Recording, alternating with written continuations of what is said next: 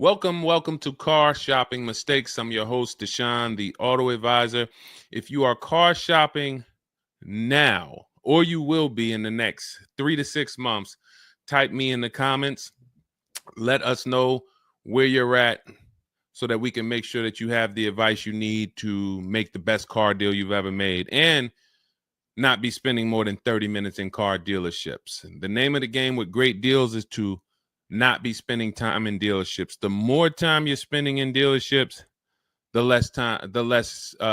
worse deal you're getting. The worst deal you're getting. Valencia, good to see you. Valencia World says she's shopping. If you're shopping now or you will be in the next 3 to 6 months, type me in the comments and let me know.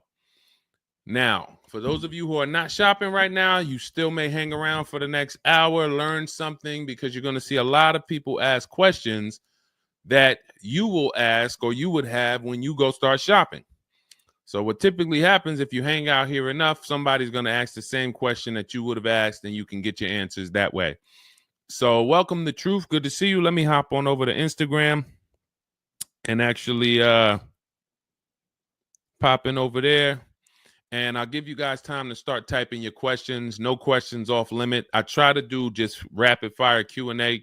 So you have questions about leasing, about loans, about, getting the best deal, new cars, pre-owned cars. If you just want to tell me your situation, kind of what your goal is, we can go from there. And that's typically how we run it here. So let's see. I'll give you guys time to start typing. Once we get the first couple questions coming in, Dolan will start to bring them into the show. And we'll go from there. All right, I'm just sharing the show. Shout out to the sharers. And before we even start with the questions, I want to talk about the mistakes that I see people making. Let's really start out with the mistake of this leasing versus buying. I'm so happy that over the last 3 years, who was taught never lease a car? You were taught or you heard never lease a car. I could not be more happy that we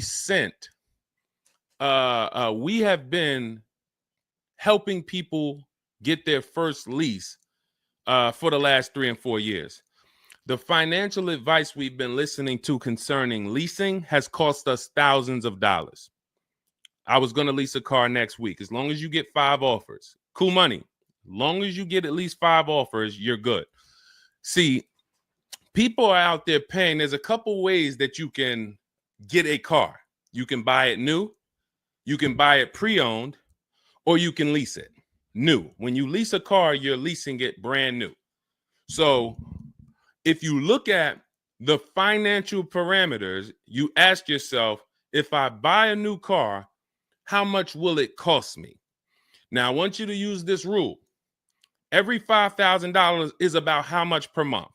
This is not for the new people. If you're new here, type the number 1. Let me know you're new. You've never been on the show. I don't expect you to have the answer to this question. But if you've heard this before, then every $5,000 is about how much on a car payment. You may have seen this in my video. You might have seen this on a show. This is a principle we teach. I want you to lock this into your head forever. Let's see if anybody knows. Or we got a bunch of new people. Michelle's new. I see you. Cool Money's new. DJ Furious. Okay, I see you. Sandra Bonds on Facebook. You're new. Okay, a lot of new people checking in. We're live on YouTube, Facebook, Instagram, and TikTok. So if none of you know, I want you to remember this. Every $5,000 is about $100 per month. Good to see you, Digby, on TikTok. Every $5,000 is about $100 per month. So how do we turn that into a real budget? You look at a car, $30,000 divided by 5,000. You're going to see that's about 600. Well, that is 600. So when you see that a $30,000 car to purchase is $600, if you borrowed that money, now you know about how much that car is going to cost, about how much $600 a month will get you if you purchase. Now, if you lease, $600 a month, depending on the lease deal, could get you a $50,000 car. So we're driving. So if your budget is $600 per month, then you have a couple ways that you can get a car. You can go find a $30,000 new car, no money down. You're at about $600 on a 5-year loan. You can go find a $30,000 used car. You're about $600 on a 5-year loan. Now, for $30,000 used car, maybe it was like $45 when it was new. You get it for $30. Or you can get a $50,000, depending on the lease deal, brand new car that you lease. So let's drive this home. You have people pulling up in cars. They're all paying $600 a month. One of them is driving a brand new $30,000 car. They didn't put any money down. Another one is driving a $30,000 used car. They didn't put any money down. $30,000 car. Another one is driving a $50,000 brand new car. They didn't put any money down. Who's getting the most value? In the short term, it's the person driving the $50,000 new car. It's nothing you can say about that. It's no like, well, it depends. Nope. $50,000 brand new car, $30,000 brand new car, $30,000 used car. The person driving the $50,000 car at $600 a month is getting the most value, hands down. Now, in the long run, where do the people who buy win? That's where we talk about the 8-year rule. That's why if you're buying your cars and you're keeping it 8 years, you should be purchasing, not leasing. 8 years is when you win. So that's where I wanted to start at. Let's start, like, tear down this bad information you've heard and you've believed about leasing. And I see people asking, we got a lot of questions coming in. I see you, Jaguar Music, on Instagram. I see you, Cool Money. I see you, we got quite, I see, hold on. From what I can see, we got like 4 or 5 questions waiting. So Dolan, you could bring in the first one. Type your questions in, anything you want to ask. If you want to ask about leasing, I saw someone asked about bad credit. What about if I have bad credit? What about mileage with leasing?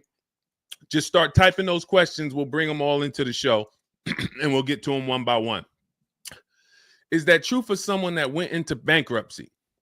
Okay, so if you came out of bankruptcy, your goal should be to rebuild your credit as quick as possible. Right now, your credit's blank. You come out of bankruptcy, your credit's blank. You have nothing there, and that's a good thing and a bad thing. It's easy for you to build. I've seen people come out of a bankruptcy and literally they have a 700 score in 1 year. They're going to go get credit cards. Just like if you're 18. If you're 18, you go get credit cards, you don't use them. Pay $15 gas, or you don't have a car yet. You pay $15, $20 a month for something, pay it off. You're going to have a 700 credit score.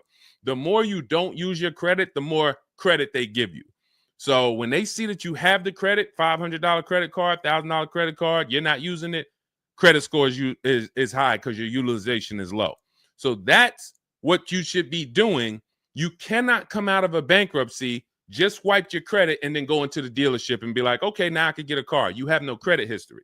So the first goal should be, let me rebuild my credit as quick as possible. And you can do this quick. Follow Shonda Martin. Some of you know Shonda Martin. She's on pretty much every platform we're on right now. And she's rolled to 750 plus. Now you got to let me know. Can you wait and build your credit for 3 to 6 months? Can you start to get some type of credit history? Or are you in need of a car right now? In which case you have to get a car with bad credit or no credit. Because if you don't have anything on your history, that's technically no credit, which is bad credit. So, okay, you need something ASAP. Okay, so what you should be doing, and again, if you don't have good credit right now, you should be buying the smallest car you can with the lowest payment. I got into the car business 2006. I was 22. I've been in and around the car business since then. So what is that? Almost 20 years now? The mistakes come from 2 things. You don't know what to do. A lot of the stuff I'm going to say, oh, I didn't know I could sell a lease, Deshone. Oh, I didn't even know I could sell a car if I don't have the title. It's not paid off yet. I thought I had to pay it off to sell it. Deshone, I didn't know every dealer, every, Toyota dealer has a different price. I thought they were all the same price, like the Apple store. All of that is you didn't know. Oh, I didn't know about leasing. I thought it was this. I thought it was that. I had misconceptions. All of this stuff has cost you thousands of dollars. That's you not knowing. The other problem is you know and you don't do, because now I'm going to make sure you know. So once you know, it's your obligation, or it's up to you if you're going to do. So if I have bad credit, I'm looking to rebuild my credit. I need a car right now. First thing I'm doing is asking myself, in my book, Cars from Home, first step is how many years you're going to keep the car. Because we need to determine, are you going to lease or you're going to buy? Are you going to lease or you're going to buy? You don't determine that based on how many miles you drive or, it's the 8-year rule. Are you going to keep the next car 8 years? Who keeps their cars more than 8 years? Type K. Because you're buying what we call keepers. If you're a keeper, Deshone, every car I buy, I'm keeping this thing 8, 10 years, 12 years. When the transmission goes out, I go and get another transmission. I see we got keepers. Shout out to the keepers. Michelle, we got Chantal. Who are the keepers? Sandra Bonds on Facebook. I see you. Where are the keepers at? K Mathis on Instagram. Keepers. These, you should not be thinking about leasing. Who's the keepers? See, we like to make this clear. Lon, I see you. Kara, keeper. All right. You need to be very clear, because people be like, Deshone, you talk about leasing a lot. Should everybody be leasing? No. Everyone who's not keeping their cars 8 years should be leasing. And if you don't have the credit to lease, your goal should be get the credit to lease. But so the first question I'm asking you, if I have bad credit, is how many years am I going to keep this car? Now, to those of you because if you don't have bad credit, or if you don't have marginal credit, somebody is going to have it. There's a lot of people getting hit in this economy, and they're going to have credit challenges and need a car. Why is this important? Because let's just say I don't have good credit, but I'm a keeper. That means I'm not thinking about leasing. I'm looking to get a car that I can keep for 8 to 10 years or more, and I don't really have good credit right now. No problem, because the goal is find the best car for the best price, and then I'm going to get a loan, and I'm going to pay more for that loan because my credit is bad. I still need to get a great price on the car. We got to talk about that. Separating the price of the car from the loan. Some of you are savvy and you understand this, and some of you just mix these things together. But when it comes to getting a high interest rate because I have bad credit, as long as I get a good car, once my credit is better, what can I do with that loan? So let's say I got a great price on a car. I got a car, it's going to last 10 years. It's perfect, but I'm paying 21% interest. So I'm going to fix my credit, work on my credit. And then once my credit is good, I still want to keep this car. What can I do with this loan? Refinance. That's a simple fix. But if you don't realize that you're a keeper, then you're going in and you're getting a bad car, 6 months, a year down the road, 2 years, the car's having problems because you didn't take it seriously that you needed a long-term car. So not only did you mess up the plan because the car is going to start having problems, now I got to see, do I want to fix the car, or do I want to, I got to make the payment, now my payment's due, but then the car's having problems. All of this can be prevented. And you need to know up front what your goal is. But if your goal is to lease, Deshone, I'm not keeping cars 8 years and I don't have good credit, you should be buying the smallest inexpensive car you can that you can get a loan on. $10,000 car, go drive it for 2 years, make your payments, and then switch into a lease. If you're driving a car, if you're buying a car to keep, then you can go and get a nice car, get the most car you can afford comfortably. You're going to have a high interest rate, and then you refinance that car when you actually get, your credit up. So this is all in my book. My digital book, Cars from Home, breaks all of this down step by step. Whether you have good credit, bad credit, how to know when to lease, how to know when to buy, new car, used car, you drive a lot of miles. I have plans in there for everybody. It's a digital book. It's 5-star rated. Thank you to everybody who went to Goodreads and reviewed the book. You can get a copy of the book. It's normally $97. You can get it as part of my launch offer for 75% off. That's $24. It's for 2 hours. So as long as you get there, go to my TikTok bio, my Instagram bio, the YouTube comments or the Facebook comments, click that link, and you'll see $24 for 2 hours. Once that, as long as you get it before that, you got it for $24 instead of $97. And you can have everything step by step. So you're not worried about, I'm trying to remember all of this. You can watch the replay on YouTube too. But all of this is everything I'm teaching is part of a plan. It's not me winging it. This all comes out of my book. All right, go ahead, Dolan. Bring the next one up. Keep typing your questions. I know we got a lot of questions coming in from all 4 platforms, so Dolan will bring them into the show. Just keep on typing. What is considered marginal credit? Now, this is going to depend on what you're trying to achieve. I like to see all right, who's a homeowner? If you're a homeowner, type me. Now, if you had marginal credit before you bought your home, your realtor or your mortgage person probably told you, go work on your credit and then get your credit to this to get a mortgage. A lot of people do that. They go and they work on their credit, and once their credit is a 640 or 620 or 660 or whatever it is to qualify for the mortgage, they go and get their mortgage. That's how it should be with a car. You want to get yourself, if you have the time, you want to get yourself to about that 660 mark. That 660 mark puts you, and I'm talking, do not use Credit Karma. Do not use Credit Karma. The amount of people who used to come into the dealership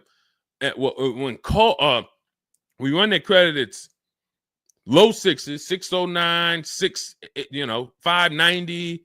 And then they call me back, a couple months down the road. Oh, Deshone, yeah, my credit's better. And then we come in and they're like, yeah, I think it's up to about a 660, 680 now. And then we pull it and it's a 620, 630. And that's Credit Karma. Do not put yourself in a position where you're listening to Credit Karma. Pay. You can go to Google and you can type in, get my FICO scores. You want your FICO scores direct from the credit bureau. If you don't subscribe to a thing that gives you it before you go and make a purchase, you want to know what your FICO score is, not what a Credit Karma score is. But if you have the time, you want to try to get your FICO scores all above the 660, 670 mark. That's going to be in that good category. You can qualify for a lot of leases. Now, if you're in the 650, I want you to think about this.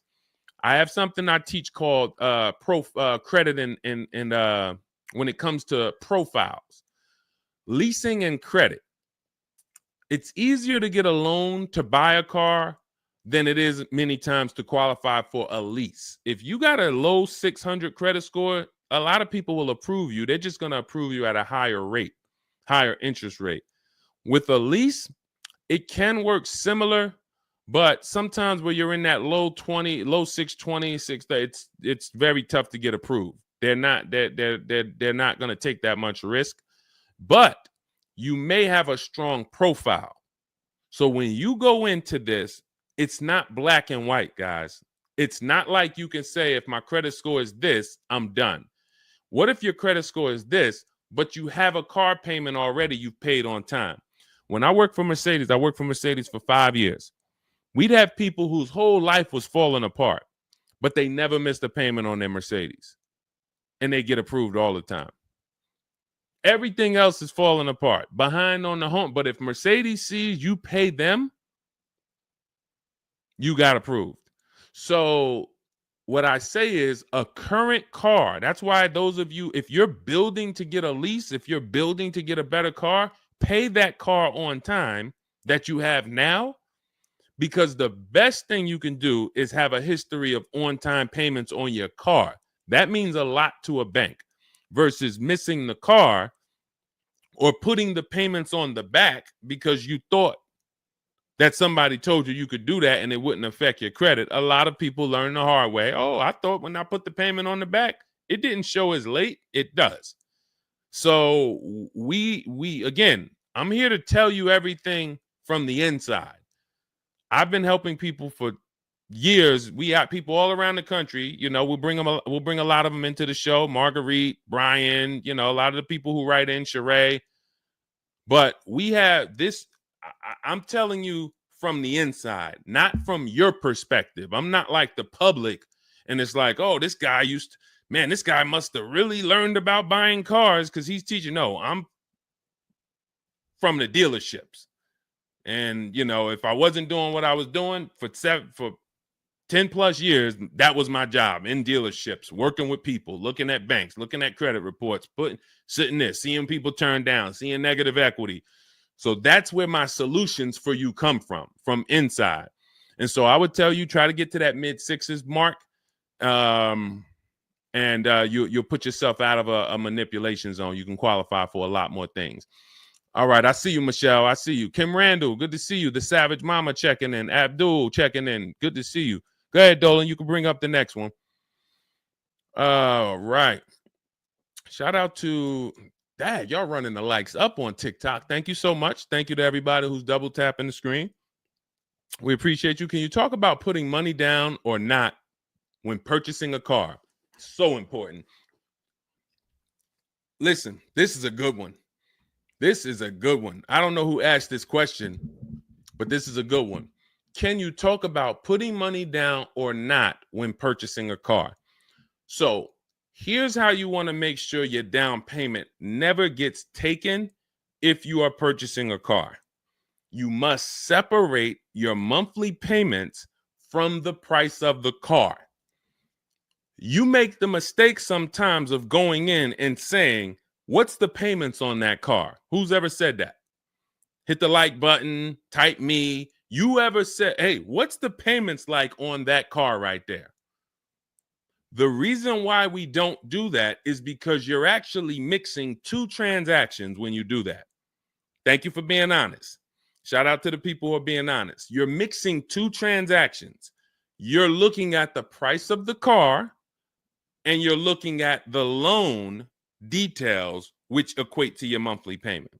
See, if you pay cash for cars, then you understand you don't care about the payments. You go in, you're trying to find out the out the door price.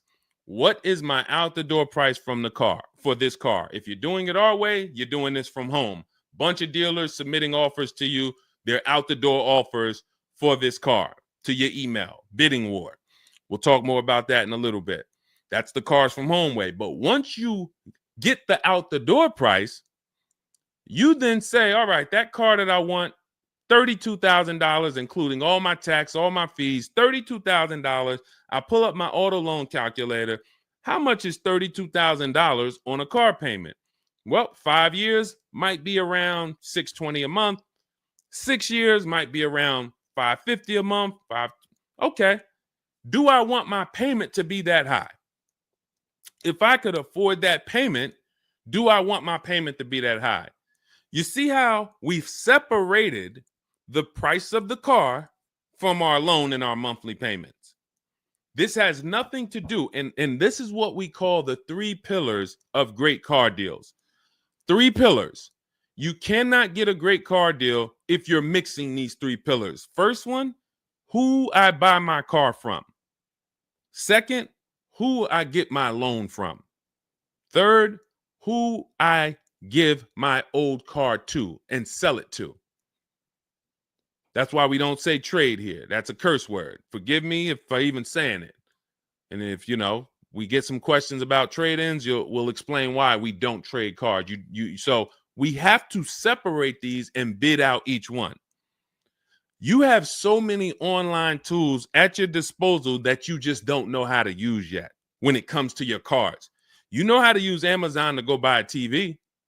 You know how to get a subscription to YouTube. You got a ton of online tools you know how to use. Shazam, what's that song? Shazam it. But the online tools about car buying, you just don't know how to use them. That's where I come in. Our entire system is showing you websites that do this, tools that do that. And so we can make sure that we're getting the best deal. So the only way you're going to make sure you never lose your down payment is you have to separate the monthly payments from the price of the car. If you go in and say, hey, how much is that payment? The car salesman says, well, all right, how much can you put down? All right, well, I don't really want to put any money down. Well, all right, if I had to, I guess I could put down like 3, 4 max though, but I'm trying to be at like $600 a month. You're working your loan out with them. That's a loan.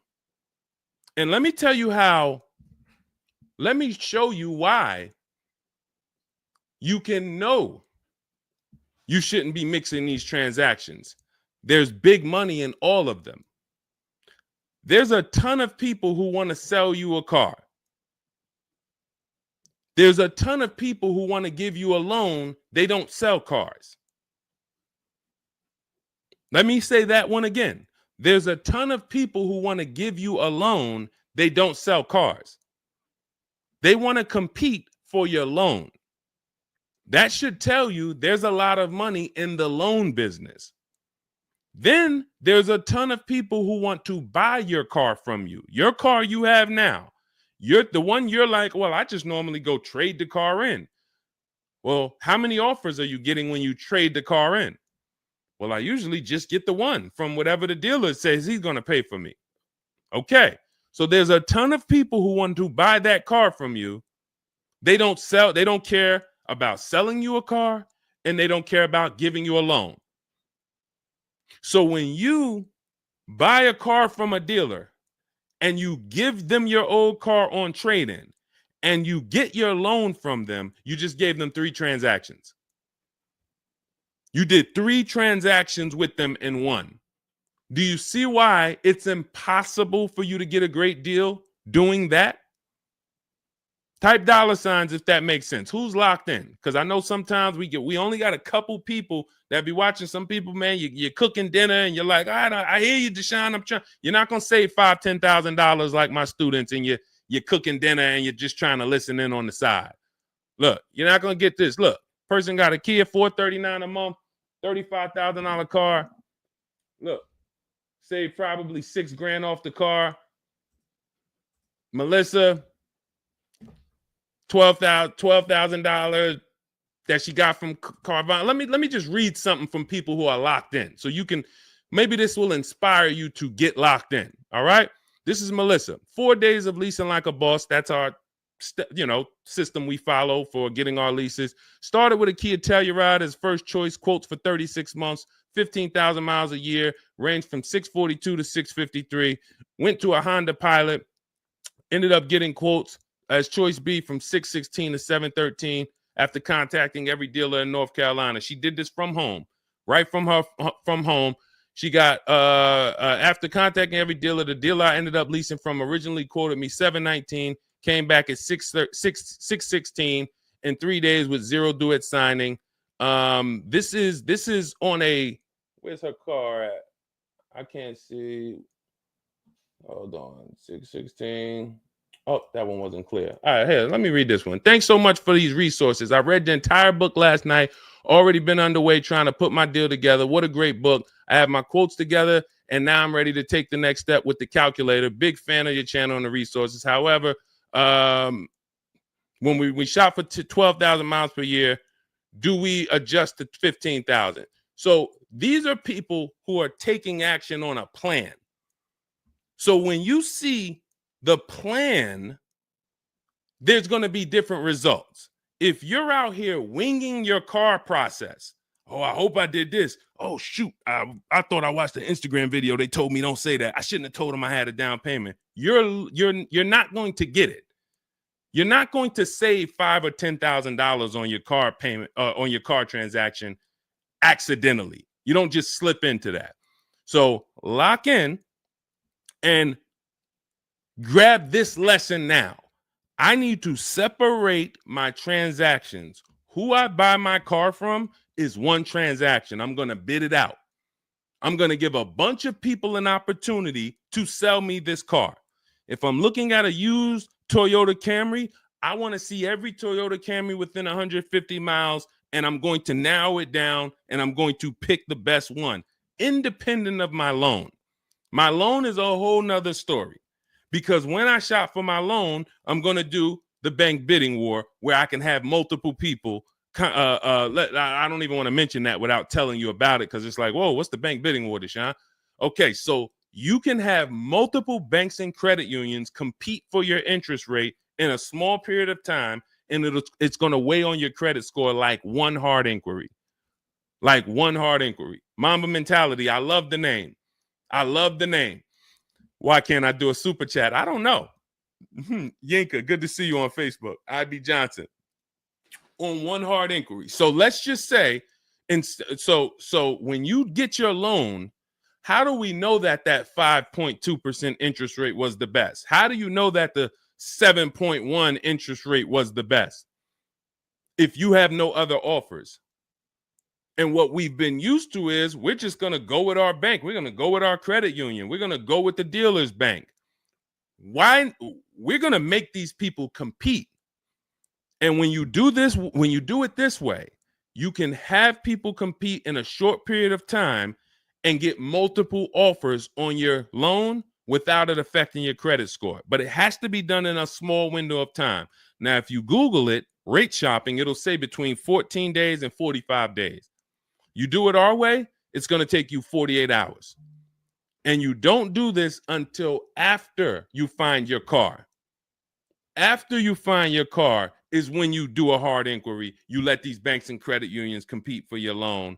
And again, you notice I've already found my car. I already got the best price on that car right there at ABC Motors. I got that thing on hold. Don't pick up the car the same day. As much as they're going to ask you, hey, you want to take it home today? You want to take it home today? No. If I take it home today, when do I have time to go shop my interest rates? I'm not taking it home today, but let me get my buyer's order with my numbers on it. Let me go home and let me actually do my shopping for my loan and my interest from home. And then if you can actually beat that rate, it's a competition. But because you didn't know that you could let multiple banks do this in a short period of time, you're only going to your bank. You coming back with a 6.49. Well, I guess that's good.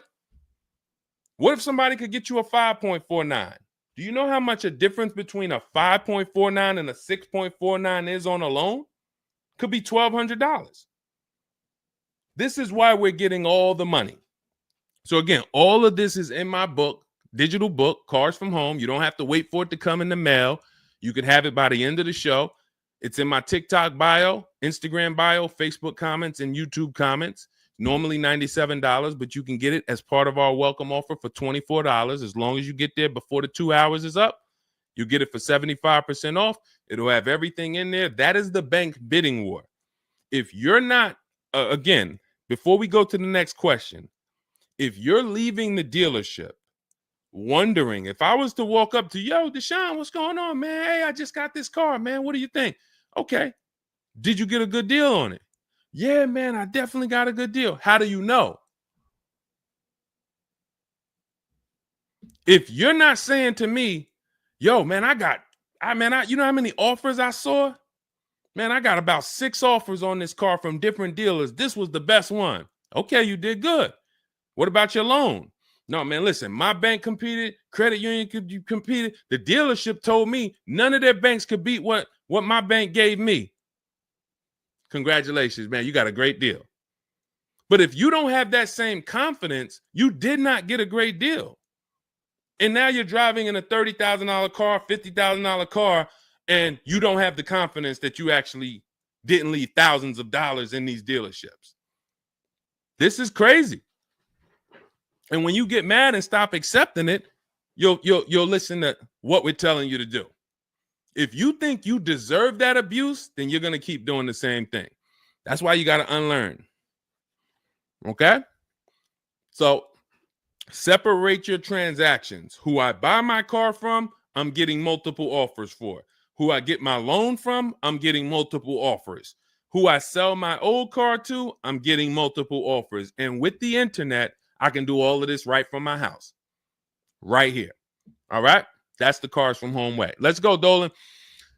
All right. Keep typing your questions. I see you, Mamba Mentality. I see Mamba Mentality got a lot of questions. Samante Love, good to see you. Jay Bass, good to see you.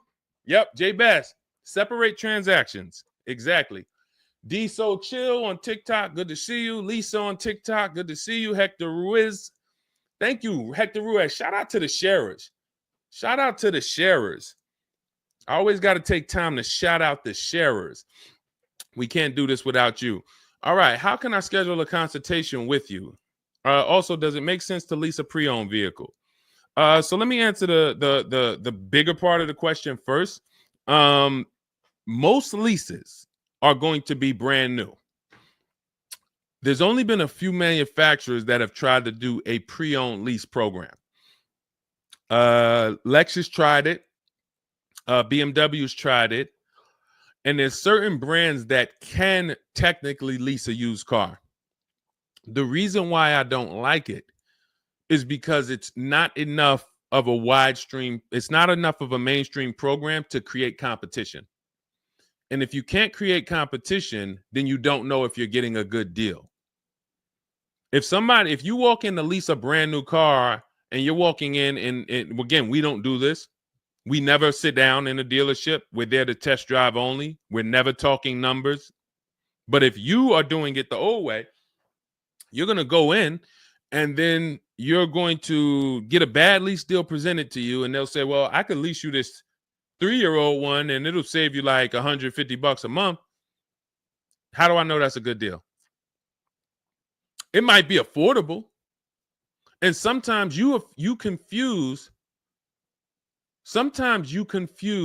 affordable with a good deal. It's not a good deal because you could afford it. I want to let that sink in. We confuse, you know how many people I watch get a horrible deal, but they go home and they're like, yo, man, they got me to my payment. Bad credit usually. A lot of people with bad credit will brag about yo, man, you got to go see Joe, man. Why do we need to go see Joe? Man, he got me in a car. Nobody else could. All right, let's look at the numbers. Dag, you're paying 24% interest. You know this is an 8-year loan? You know this is an 8-year loan. Oh, nah, I just, listen, man, Joe, you sending all your friends to Joe. Oh, look, and this car has 70,000 miles on it. You paid 28,000 for it? See, because they got you to a payment you could afford. So you thought, good deal. Now, I go into a Bentley dealership right now. Bentley's $300,000. And they say to me, we'll give you this Bentley for $150,000. So they give me somebody offers to give me a $300,000 Bentley for $150,000. 50% off. We're going out of business. Take it. Can I afford it? No. Is it a good deal, though? Is it a good deal? $300,000 Bentley, half price, 150 grand. Many people, you don't have that in your budget to go and bring 150,000 dropping on a car. Now, if you want to do a business thing, go buy it for 150, quickly sell it to another dealer for 220. Okay, that's what we would do. But I'm not talking about that. I'm talking about just you alone. Affordability does not equal deal. A deal is a deal whether I could afford the deal or not. And the only way we know a deal is to actually get multiple offers. There's no other way.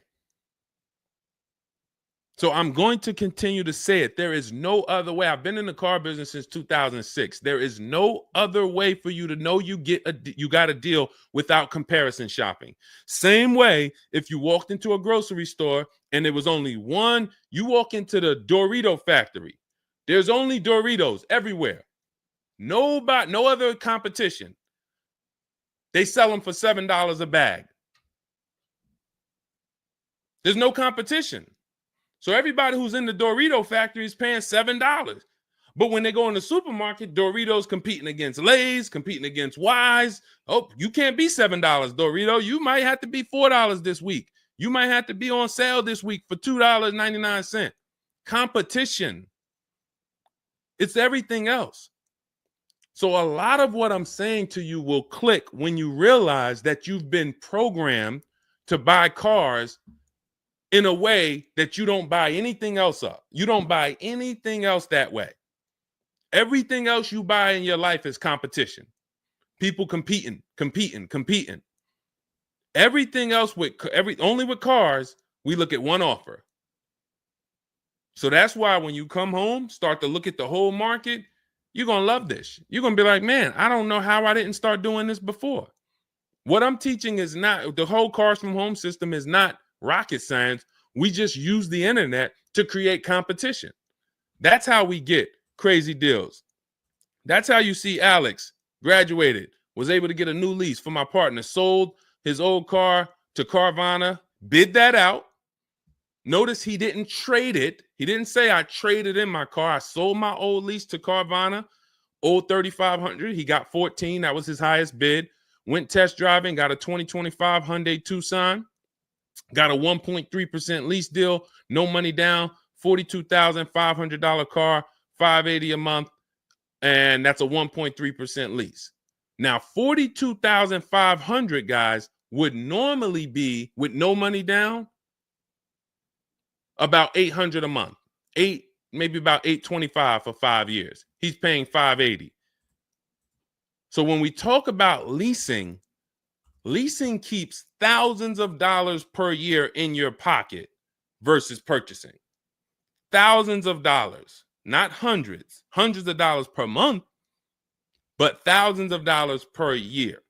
So to answer your last question, I don't do consultations. We have 3 ways we help the public: through my book, through our Shop with Deshone program. A lot of these people that you're seeing me share, they've either got my book or they're in our Shop with Deshone program. Just Ralph, Jen, Stormy. Just wanted to let you know that your package worked. $48,000 MSRP, no money down. She's paying $622 a month. That's normally a $900 payment. Marie, some of you know Marie from some of our other shows. We talked about her. Just wanted to reach out. Thank you. She used the book, saved over $13,000 off of her Mercedes, got her payment to be hundreds lower per month, maintenance included. Just wanted to say thank you. She got a 2025 GLC Coupe. Some people have this same car. You're looking at this car. You're like, hold on, Deshone, I got that same car. Did you get $13,000 off? Did you get $13,000 off? This is when we got to say to ourselves, whoa, what's happening that Marie got $13,000 off? I thought I did okay. I got $4,000 off.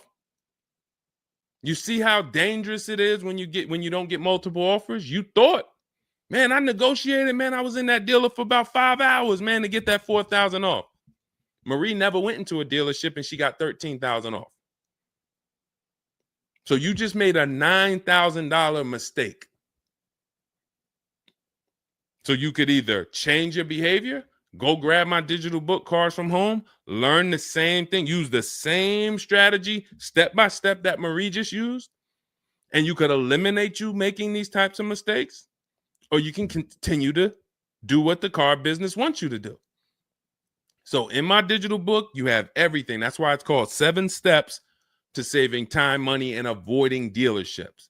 It's in my TikTok bio, my Instagram bio, YouTube comments, Facebook comments. You can get 75% off for the next 2 hours. So you won't pay the normal $97. You get it for $24 if you get there before the welcome offer expires. And that's a digital book. It'll be in your inbox by the time we end the show. You'll have all these strategies to use for you, your family, your spouse, your kids, to make sure every transaction you're winning. You're leaving no money on the table. All right. So yes, I don't do, and you'll see in our Cars from Home toolkit in my bio, we do have a program where we shop for people around the country. In fact, before we go to the next question, let me show you what you'll be able to do. But in our case, we do this for clients. So you get in where you fit in. I don't tell you, it's like if I put a buffet in front of you, everything gets you full. You get the book, you're there. You come into Shop with Deshone, we do it together. You watch our video checklist. You have coaching calls, we have Zoom calls, we have a private Facebook group. You get to your goal. Or you can, if you qualify, you got to have the credit. You got to be shopping for a new car. You can look into our Done For You program. You can book a call with our team. But here's an example of how big of a margin these offers. I want to show you the difference between some offers here, because some of you don't really see it. Hold on. I got to label these better for our next show. Okay, here's an example. So we can see here for this particular car, the payments range, all of the car itself is $64,000. We're shopping for a Genesis.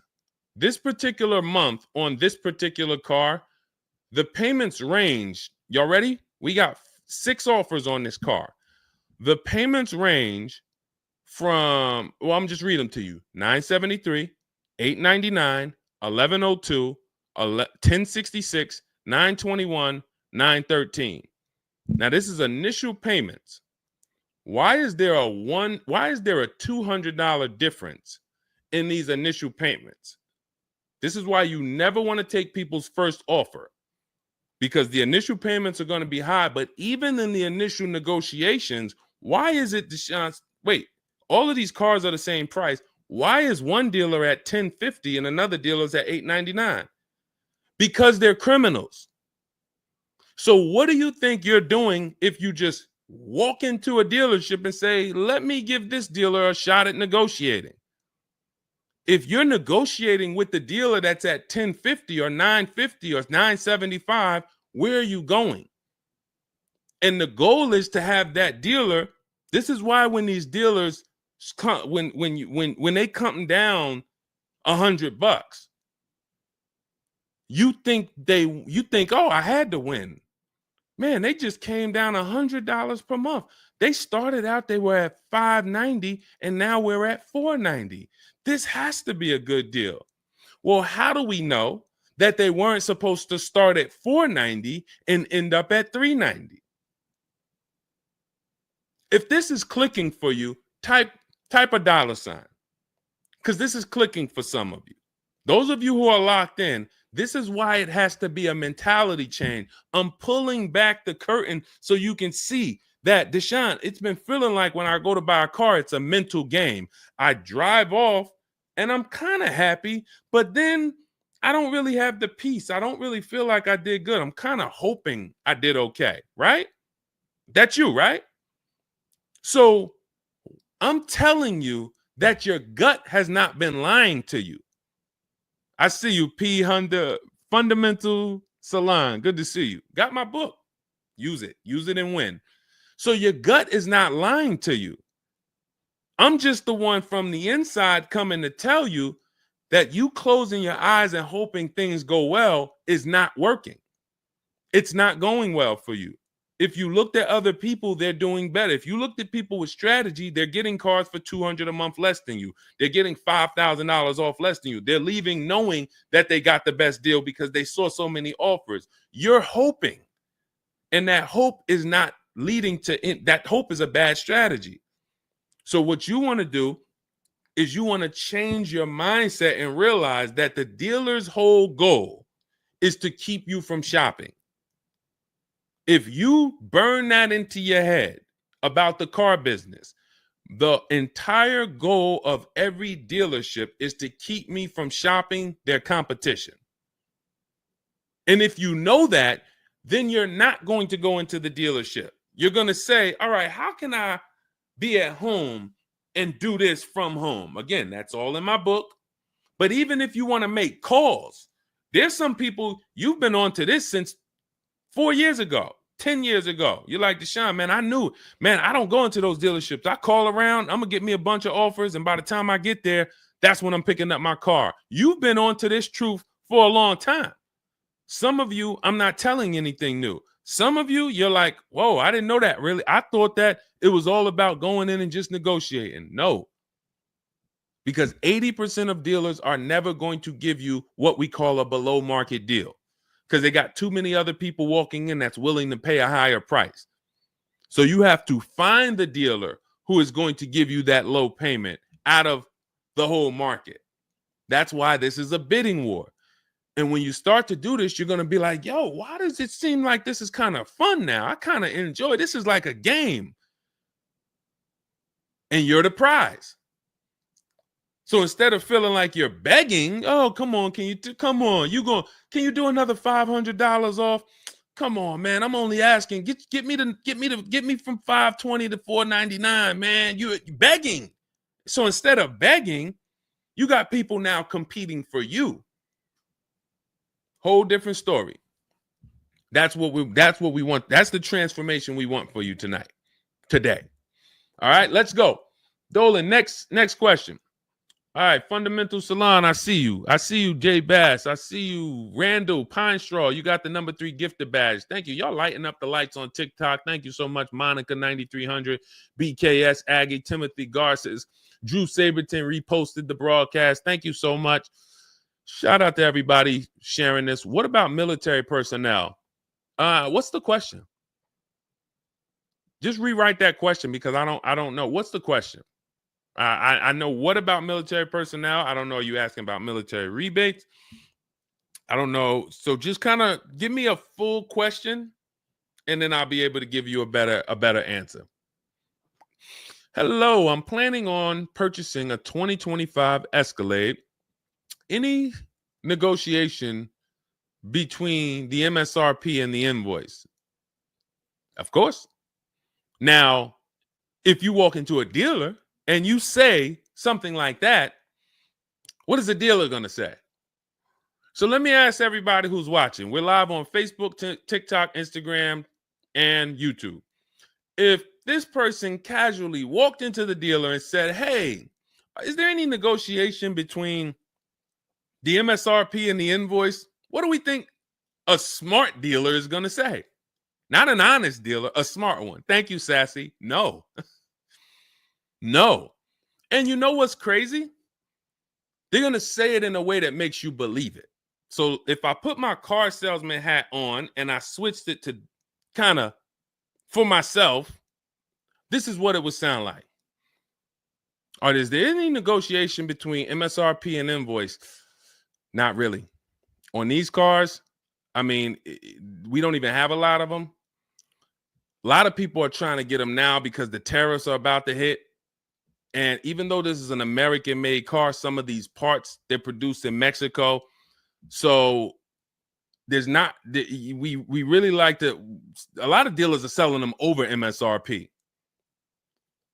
In 10 seconds, I just took you to, whoa, but can I get MSRP though? See, that's why I'm never training you to go in and negotiate with people that negotiate every day, 3 times a day for the last 10 years. You're just not going to be a match. You might negotiate office furniture. Yo, Deshone, I do office furniture. A car salesman couldn't come in and negotiate with you on office furniture. But you can't go into a car sale and negotiate with car salesmen because, again, the psychology, we just know every question to ask, everything to say. It's a mind. And so some people use it for good and some people use it for evil. And so how do we find out what the discount is on the Escalade? We talk to multiple Cadillac dealers. Now, if you're doing it our way, in my book, I have scripts that I wrote for you. It's all by email. So there's a reason that people can actually go in, use this book, use these scripts, and come out with great deals. This is Trey. Trey got 3 cars using our system.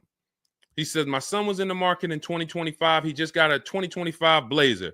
He said, I started sending emails in the wee hours of Tuesday morning. So those are email scripts that I wrote. They're in my book. You have access to them when you get my book. You're using all my scripts. We're not talking. We're not doing any of this by mouth and saying, oh, I got to remember What did Deshone say? Don't, oh, I didn't want to say that. None of that. There's no room to make a mistake. We're just typing, copying, and pasting. He says, emailed 25 to 30 dealerships, got 8 offers, closed the deal in 2 days. 2 days. So some of you, you're like, Deshone, I need a car in like 2 weeks. No problem. Trey got his in 2 days. So once you start this process of engaging with the dealers, you'll get a car in 3-4 days if you're slow, because that's the way it's set up. So he gets a $56,000 car. He closed the lease at $560 a month on this Blazer electric vehicle. $560 a month, first month's payment due at signing. That is a $56,000 car. And he's gotten 3 cars. He said his first one with our system was 2.5 years ago. He leased another vehicle for his daughter last October, and now he just got his son's lease. 1.5% lease, a 1.33% lease for his daughter, and a 1% lease for his son. So if you're doing it our way, you're sitting at home, you're getting multiple Cadillac dealers to compete by email, and then you're going to see, oh, this one's going to take off $2,000. This one's going to take off $5,000. These 4 are taking off nothing. This one, he's charging $3,000 over the list price. Oh, here's the winner. They're taking off $5,000. That's the best offer. Now, sometimes you get a deal like Sean, and we never know when the bottom is. And let's take this Genesis. Perfect example. This is a 2025 Genesis GV80. As you can see right here in writing, if you're on TikTok, you can't see, but if you're on Facebook, YouTube, or Instagram, you can see. You can see, let me just take that comment down real quick, Dolan, so I can show the discount at the bottom of that sheet, please. Just snatch that just for 1 second. Look at that. $8,469 off retail price. Brand new 2025. Okay, you can put it back up, Dolan. Thank you. So when you look at that, this is the lowest offer of multiple offers. Maybe $8,500 is the best discount on this particular vehicle. But when we go to Sean, let's go to Sean. F-150 Lightning XLT, $73,000 vehicle. What's his discount? $21,000. Look at the dealer discount and look at the rebates. And every dealer is not going to tell you the rebates. Some dealers will not be honest with you about the rebates. They'll hold some of them or they'll hold all of them. When he got all his offers, he saved $21,000 off the price of the car. So how do we determine, to answer your question about the Cadillac Escalade, what's the discount between MSRP and invoice? We don't know. Could be the best discount could be $3,000. The best discount could be $5,000, could be $10,000, $12,000. We don't know. And because you don't know, you cannot negotiate. If you knew that the best discount you could get on a Cadillac Escalade was $8,000, you knew that, then it would be easy to negotiate. I'm just going to go on. All right, man, come on. You're at $6,000. Nah, man, I want another $1,000 at least. I'll let you keep the last $1,000, but you got to get me to $7,000 because you know the bottom, $8,000. No car that we go in to get do we ever know what the bottom is. So what you're doing is you're feeling for the bottom. But if Sean thought $10,000 off was the bottom for his F-150 Lightning, then he wouldn't have got $21,000 off. That's the danger. So when I say to you, you're leaving $3,000, $5,000, $7,000 on the table, you can't say to me, Deshone, no, I'm not. Because I get so many offers, man. I know I'm not leaving money on the table. You don't know you're leaving money on the table. I got $8,000 off my Infinity truck I got when I leased it. How do I know that was the best offer? Because I had 7 other offers. I had 7 other offers of Infinity dealers that I went back and forth with by email. This one giving me $3,000 off. This one $4,000. This one $6,000. This one $6,000. This one, we'll do $8,000 off. You got it. You won. Took me 60 minutes. This is where I want you to get new cars, used cars. You're making your deals from home. You're the prize. You're going into the dealership to pick up your car, man. They like, man, you sell cars? How'd you was like quick, man, that you kind of knew what this was quick. Car salesmen going to love you because you didn't waste their time. You didn't tie up 8 hours of their time. They're making deals with you in 20 minutes, 30 minutes. It's great for everybody, but it's mainly great for you. That's what we want. Okay, all of this is in my digital book, Cars from Home, 7 Steps to Saving Time, Money, and Avoiding Dealerships. It's not a mail book. It's a book. You can have it in your inbox in the next 5 minutes. Normally $97, but as part of our welcome offer, you can go to my TikTok bio, Instagram bio, click those links. You can go to the Facebook comments or the YouTube comments. Dolan has a link for you guys. You get 75% off. That's $24, but it's only for 2 hours. Now, if you visited earlier, some of you, I did a show, my last show, you might have visited the link and you missed the countdown. You'll see it's gone. So you want to make sure when you actually go there, even if you come back in a couple minutes, don't let that timer hit 0. Book's still worth $97. You saw Marie, she saved $13,000. So I think if Marie, if she was on the show, she would say, look, even if you missed the $24, get that book. Save me $13,000 off my price. All right. Corey Duncan, I'm just catching your comment on TikTok. Look, it works, y'all. I promise. Leased a car back in April after using his book. Got the best deal. You see what I'm saying? Like, and this is all over. It's too many people for me to pay. When I tell y'all, like, it's too many people. I pride myself on not can Deshone get great deals. Obviously, you guys know if I could sit on here and answer your questions for an hour and a half, clearly I've been in the car business since 2006. Clearly, Deshone can get great deals. But can other people? That's why I'm showing you other people. That's why I'm showing you Benita. That's why I'm showing you Kimberly got 20 grand off her Maserati when she got it. Zafrina got 2 cars. She got a car last year, got her Jeep Grand Cherokee, $66,000 car. She got it for $579 a month. And then she just got another car that she posted 2026. Not even a 2025. 2026s. They ain't even out yet. She got a Kia or just came out recently. Kia EV6, $76,000 vehicle. She got it for $742 a month. She leased it. Now let me just do some math for you real quick on how crazy a deal that is that Zafrina got on her second car. The first one's crazy too. They're both crazy. But let me just, here's how we judge a lease. We judge a lease by how much we're paying and how much car we get to drive for that payment. So the reason I created the 1.5% rule is for you to know you're paying too much money for a car you're giving back. The 1.5% rule tells us if we divide the monthly payment into the MSRP with no money down, it creates a percentage. And if that percentage is over 1.5 for 12,000 miles per year, we're paying too much. It's no value there. It's a bad value lease. Let's look at Zafrina's deal that she just got. She's paying $742 a month, and she got a $76,000 car.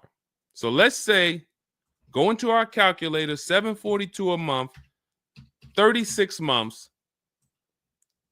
That equals $26,700. That includes taxes, everything. That is how much she's giving them for 3 years to drive this car. $26,700. It's a $76,000 car.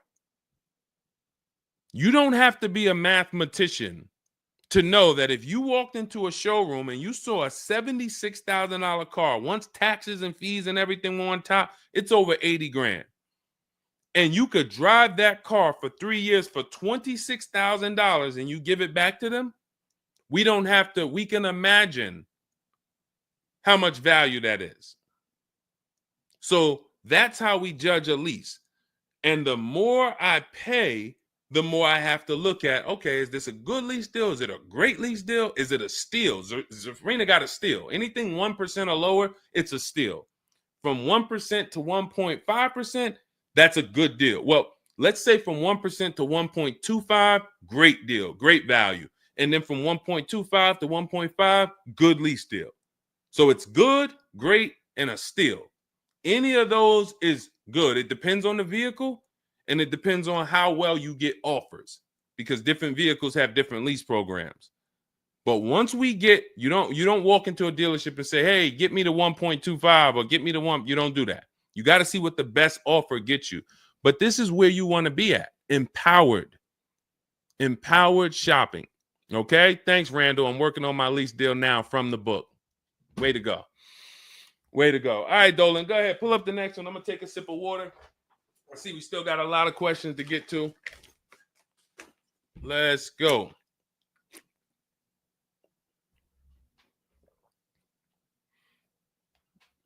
Mark is me. Good to see you on Instagram. Checking in. All right. Let's go.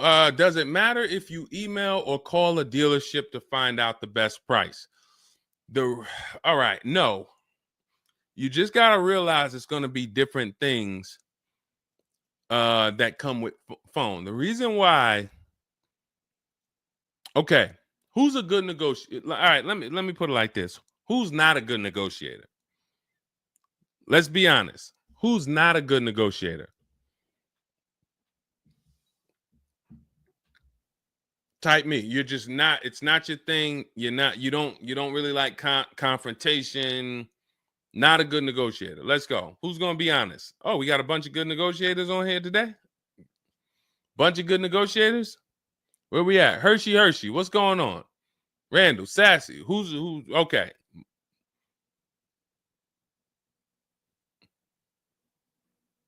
Okay. Couple people that want to be honest. Everyone else is a great negotiator. You need that to get on the phone. In order to get on the phone, you need to be a good negotiator. You need to be quick with your words. You need to be, and that's what's going to happen when you're calling to get deals. Now, if you're calling to get deals, you just need to be able to know exactly what information to give and what information not to give. So let's just say you call in and you're trying to get an offer and somebody says, "Hey, wait, I need your credit." Okay, are you going to say, "Well, no, actually, the people I've been working with, they haven't been asking for credit, just assume tier 1." Or are you going to, fumble through that? And if you so this is what you're going to get. That's why I say if you're calling, you could try asking for sales managers. But the reason why email far exceeds getting the offers by phone. Now, look, getting the offers by phone is way better than walking in. But if you get the offers by phone, you still have to you have to try to lock down who the good dealer is because you're not going to really have anything in writing. And that could be a problem. That could be a problem because whenever you're going in and you're thinking this, that's why everything we do is from home. Your credit app is done from home. If I'm talking to somebody on the phone and I feel like I done talked to maybe 8 dealers, I got 5 offers, and one guy, Matt over at that dealership it feel like he's being honest. He's giving me the offer. He told me this is what your payment's gonna be. It includes taxes, it includes everything, or this is what I'll sell you the car for out the door. Okay, I'm doing the credit app online because I want all of that firmed up before I get there. I have a video we're going to put out soon about a dealer who we just experienced this shopping for a client where the dealer put something in writing. And then when we did the credit app or the client did the credit app, changed the offer. So when they changed the offer, that means they didn't want to do that offer to begin with. Oh, no, they didn't change the offer. They said the car was sold.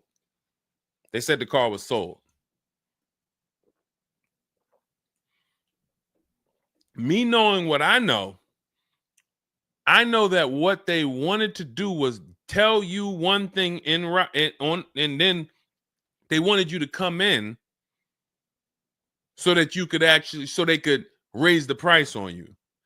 This is why we are not going in until we do our credit app online.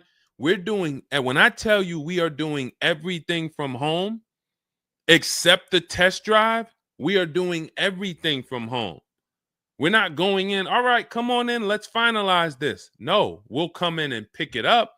You can send me the credit application. I will email you my driver's license. I'll email you my insurance card, because when you do this, your deal is solid. If you're going in the dealer to finalize your transaction, the deal is actually not solid. The deal can be changed. And what you'll see sometimes, like in this video we're going to post, is once they find out they can't get you to come in to actually change the price, that's when they're going to start changing the tune. That's when things are going to change. And okay, I see what you were trying to do. You were trying to get me in there so that you could change the price on me. So that's why email is really the gospel when it comes to us. And another thing, you don't have to talk to anybody. You don't have to remember what you're going to say. What's up, Robert Ishel? You don't have to remember what you're going to say. You don't have to worry about saying the wrong thing. When you're doing this by email, especially when you're using our stuff, if you have my book, my digital book, everything's in there. The scripts are in there. When they say, when can you come in? We have a script.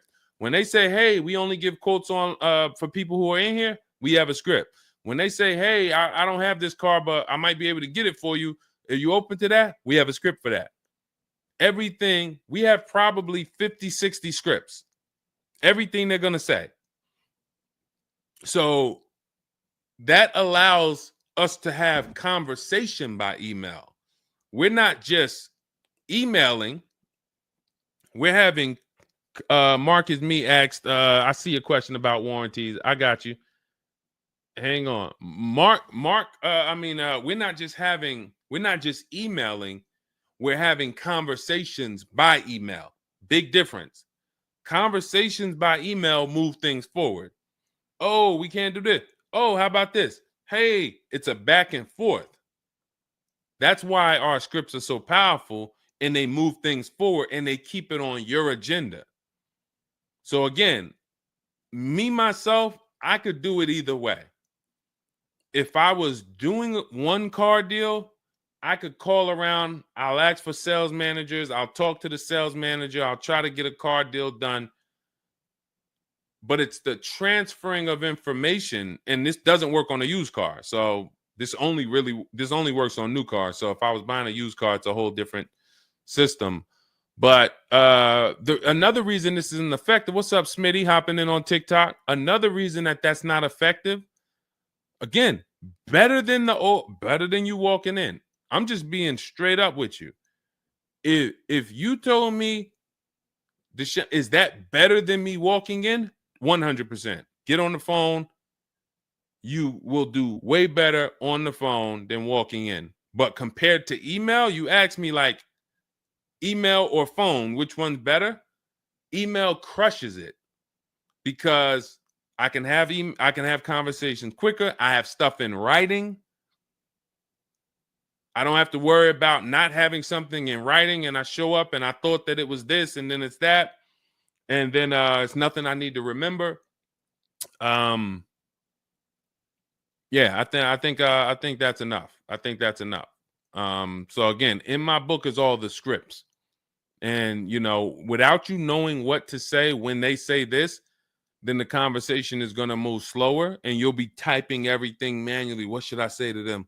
All right, what should I say to this? When they say, "Oh, can I have your full address?" Okay. These are the things that you want to know how to respond to. Okay? All of that is in my book. But again, either way is better than walking into the dealerships. Walking into the dealerships is where you're going to lose. All right, go ahead. Next question. Kevin Carroll, Jamie Rodriguez.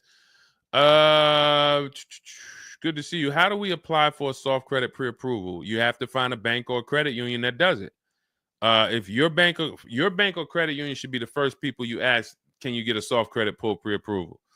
Because the soft credit pull pre-approval doesn't start the rate clock, doesn't start first of all, the rate clock starts at the hard credit pull, which means your credit bureau, Equifax, Experian, TransUnion, they're looking now and saying, okay, you have a certain period of time where you can do more of these to actually get different rates.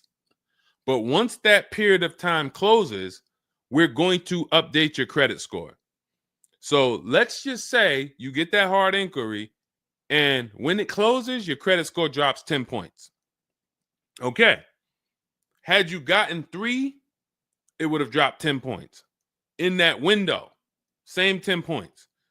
But if you let the window close, then you go and get another hard pull. When the next window closes, it's another 10 points. That's why we don't want to be moving like that. We don't want multiple hard pulls in a spaced out period of time. So you want soft credit pull, and if your bank or credit union doesn't do it, go to Google. Go to Google, type in soft credit pull pre-approvals. Find a bank that does it, because all you want to do is put your budget together. This might not be who you get a loan from.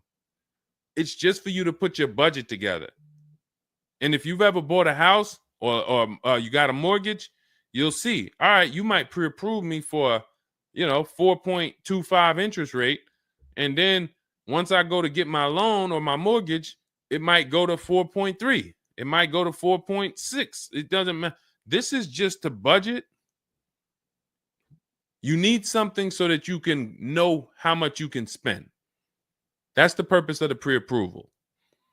So it's no reason for you to ever give a hard credit pull. You are much better off just using the rule of every 5,000 is about $100 per month. Burn that into your head. Every 5,000 is about $100 per month. So that means when I'm looking at this $30,000 car, that's $600 a month for 5 years. What if I want it to be $500 a month?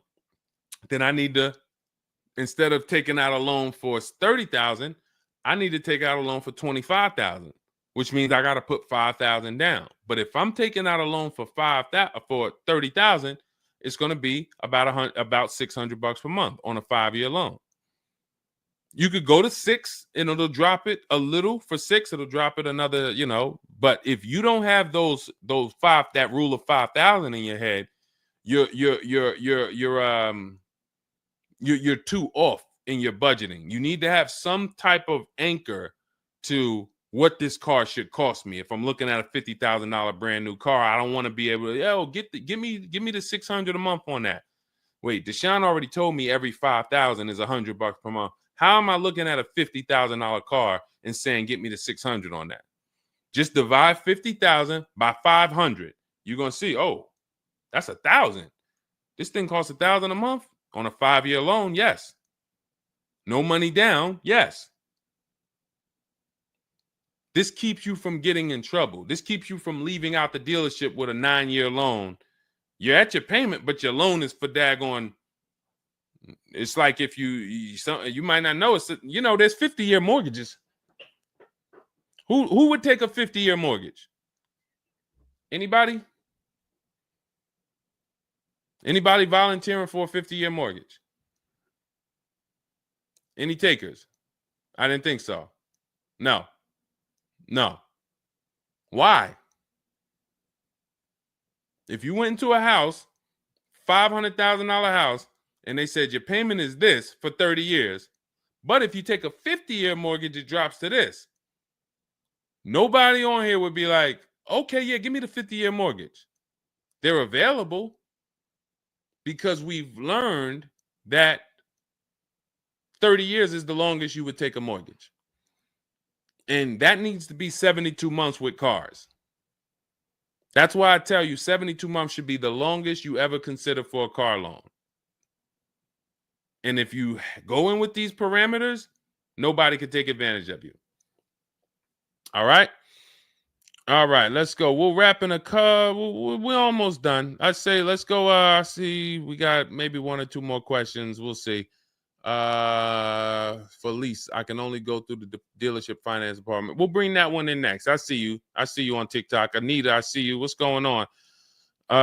Warranty extensions worth it? Oh, you mean extended warranties? Okay. Are extended warranties worth it? Depends on the car. If you with warranties, you're asking yourself, what's the odds that things are going to break on this car? And then how expensive are they to fix? And this is why when we get cars, we do something in step 4 of my book. There's a 5-minute process we do. It's a Google check where we check reliability. Every car you look at, you should be typing into Google 2025 this reliability. If you're buying a used car, you should be typing in 2023 Kia K5 reliability. And then you skim those articles. Thank you, Renee Cunningham. You skim those articles, and then you see, what are the third parties saying about this car? Are they saying the reliability is less than normal or less than average? There's tons of people who were in love with a car, and then they do this 5-minute exercise and they see owners are reporting electrical issues with the car, software problems with the car. Owners are complaining about the infotainment system in the car. So this is this is what we call bad DNA. This is not something that when we buy used cars, you'll see in my book and you'll hear me talk about on the show. We screen down used cars with title history, service records, accident history. That's how we make sure it's a quality used car. Title, service records, accident history. But you could put all those things together, and if you got a car with bad DNA, it has electrical problems, none of that will fix it. So, Deshone, I did that whole search you told me, man. I did everything. I narrowed it down. I got a good car. I got the best price. But, man, the car is giving me problems. You skipped step 4. You didn't do that Google search I told you to do, right? No, I didn't, man. I didn't do it, man. I skipped that. That right there, now you got a great deal on a bad car. So the things I'm telling you to do take 5 minutes. Nothing that I have talked about on this stream takes 2 hours or 1 hour or 45 minutes. Shoot, I have my car in 60 minutes.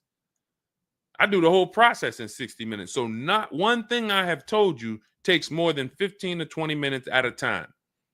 So this is a 5-minute exercise concerning this question somebody asks, are extended warranties worth it?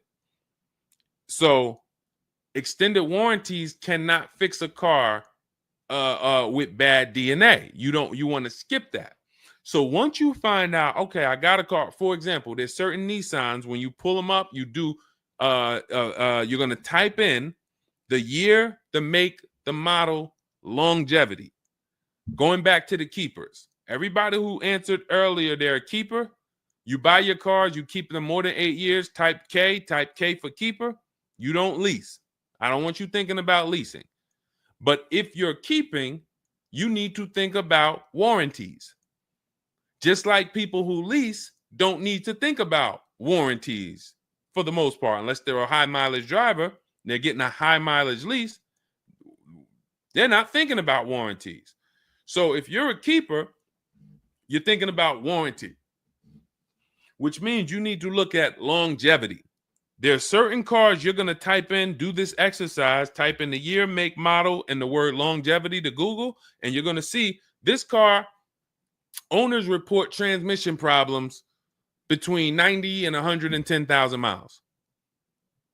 There's nothing you can do to change that car's DNA.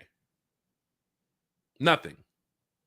So, yes, you can get one with good service records, good accident history, good title history. Nothing you can do to change the fact that that car has transmission problems from 90 to 110,000 miles.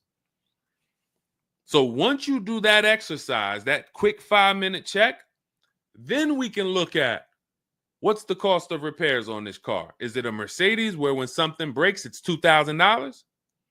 If it's a Mercedes and something breaks, and you can keep typing your questions. If you have a question on TikTok, nothing's off limits. So we got time for a few more questions, but you got to type them in for us to bring them into the show. So are we, once you know what cars, like give you an example, you got a Honda, you got certain cars, they're very inexpensive.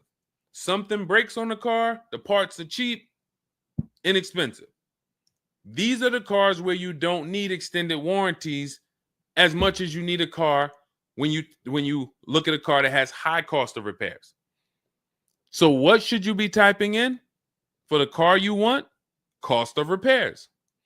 If you're looking at a Volvo XC90, Volvo XC90 repair cost. Where does it fall? You're probably going to land on an article that shows you the rankings of cars repair costs. If you see that Volvo and Cadillac and Mercedes and all Range Rover, Land Rover, they're up here, then you need an extended warranty. Because when one thing breaks, if you got a $3,500 warranty, it might pay for the whole warranty. One thing. But if you're looking at a car and it's very low, Mazda or Honda or Toyota or very low cost of repair, then maybe you save the $3,000 and you don't get an extended warranty. You just put that money to the side. So it's going to depend on the car. When I worked for Mercedes, if somebody was buying a Mercedes, I told them, go in there, finance department, buy as much warranty as you can afford. That was my words all the time. Buy as much warranty as you can afford. IDK, following your book to secure a lease. How do I get it without putting money down? We don't shop with money down. So you haven't gotten to that section yet. I'm glad you have the book, IDK, but there's no scenario when you're using our templates and scripts where we shop with money down. In step 3 of the book, which is deal focused budgeting, I explain how down payments come in and I explain the risk of down payments. But when we're in step 5, which is reaching out to dealers where we're getting our offers, there's no down payment that ever comes into the conversation. All of our lease offers are with first month's payment due at signing. That's not a down payment because it's just like when you rent an apartment, you pay your rent at the beginning of the month. When you lease your car, you pay the payment at the beginning of the month. And that's it. That's not a down payment. That's your first month's payment. But no, all you do is just follow the book. There's no again, and stay on the steps. Here's what I want to drive home when it comes to this book. And I see we had somebody, Linda March, on Instagram. I see you. Grab Linda March's question, please, on Instagram, Dolan. Do not read this like this is some seminar. There's 2 types of people who use the Cars from Home stuff. All of our stuff is made to be like you having a conversation with me. If you jumped on the phone with me and you said, Deshone, this is what I want. What's my first step? I would give it to you and then you go do it. I wouldn't say to you, okay, Linda, you're going to do this. And then once you do that, go and do this. And then once you do that, go and do this and then do that. And then by the time you finish this, you'll see this on this website, and then you'll be ready to pick up your car then. How would that go for you? Carrie Ann, Gifted Hands Cash, good to see you on Facebook. Well, how would that go for you? You would be like overwhelmed, confused, messing up. That's the way it is when you get my digital book, Cars from Home, and you read it straight through. What you're seeing all the steps. The last step 7 is delivery or pickup, and I'm congratulating you. You did it. The step before that, we're going over paperwork in the finance department and extended warranties. You shouldn't be there because you should be going through step 1, checking it off. Deshone told me do this. Step 2, check it off. Step 3, and then once you get to step 7, which is delivery, check, just picked up my car. It's a checklist, not a Bible or a almanac for car research or car studies. That's not what it is. And so I want to let you know that so that you don't come in thinking you're about to learn a lot about cars. In fact, that's how it was when I first started. My first book was called 52 Car Buying Questions Smart People Don't Ask that cost them thousands. 52 car buying questions smart people don't ask that cost them thousands. That book's not for sale anymore, but if you Google it, it's highly rated.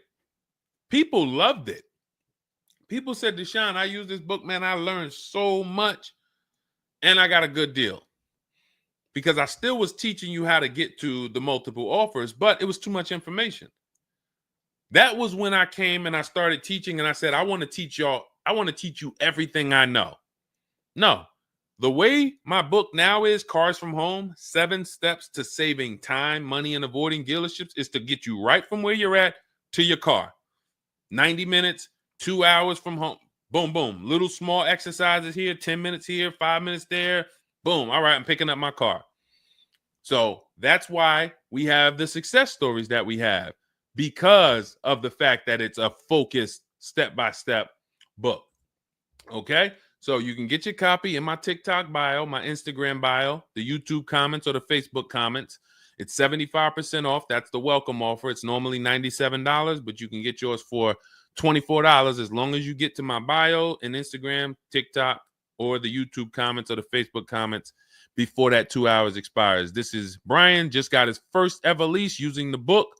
Thank you, Brian. 2025 Honda HRV, $30,000 car, $395 a month. That's a 1.2% ratio. No money down. Initial quotes from that dealer was $434, and he used the counter offer calculator and got it down to $395. So that's his best offer, not to be confused with his only offer. That's his best offer that went from $434 down to whatever he ended up paying to get it to 1.2%. So that is how you want to do it. Step by step, go grab your book. Make sure when you get your book, screenshot the thank you page, because my support team's email is on there. Sometimes you're typing fast, you misspell your email, but as soon as you actually pay the $24 and get your book, you'll see the book is on the thank you page. So you can click that link, open it, save it. Make sure you save that link, because every time I update the book, that link is your master link, and I also email you a copy. Okay, and then you'll have everything we teach step by step to get as many cars as you want. You'll see, you'll be like Sheree, you'll be like Zafrina, 2 and 3 and 4 cars. Rosalie, 4 cars. Ken, we talked about. Trey, we talked about earlier, 3 cars. These people have been with us since 2021 and 2022. So if you're new here, you got people that's already 3, 4 cars up on you using what we use, and catch up. All right, go ahead, Dolan. I saw we got a couple more from Carrie Ann. We got Linda March. Following your book to secure a lease, how do I get it? Oh, that's what we just answered. We already answered that one from IDK. I saw you grabbed it, but I answered it before you grabbed it. Carrie Ann Gifted Hands. Evening. Okay. Can a dealership... I'm sorry. I'm having trouble reading. I'm going to have tea on these broadcasts, because can a dealership take your newly purchased vehicle to a private mechanic without telling you? Actual dealership, because he refused to pay the money to get it fixed. Can a dealership take your newly purchased car? So if they're taking it to a private mechanic, then it most likely does not have a manufacturer warranty, because if it had a manufacturer warranty, for example, Kia has a 10-year manufacturer warranty, bumper-to-bumper warranty. I think it's 10-year bumper-to-bumper.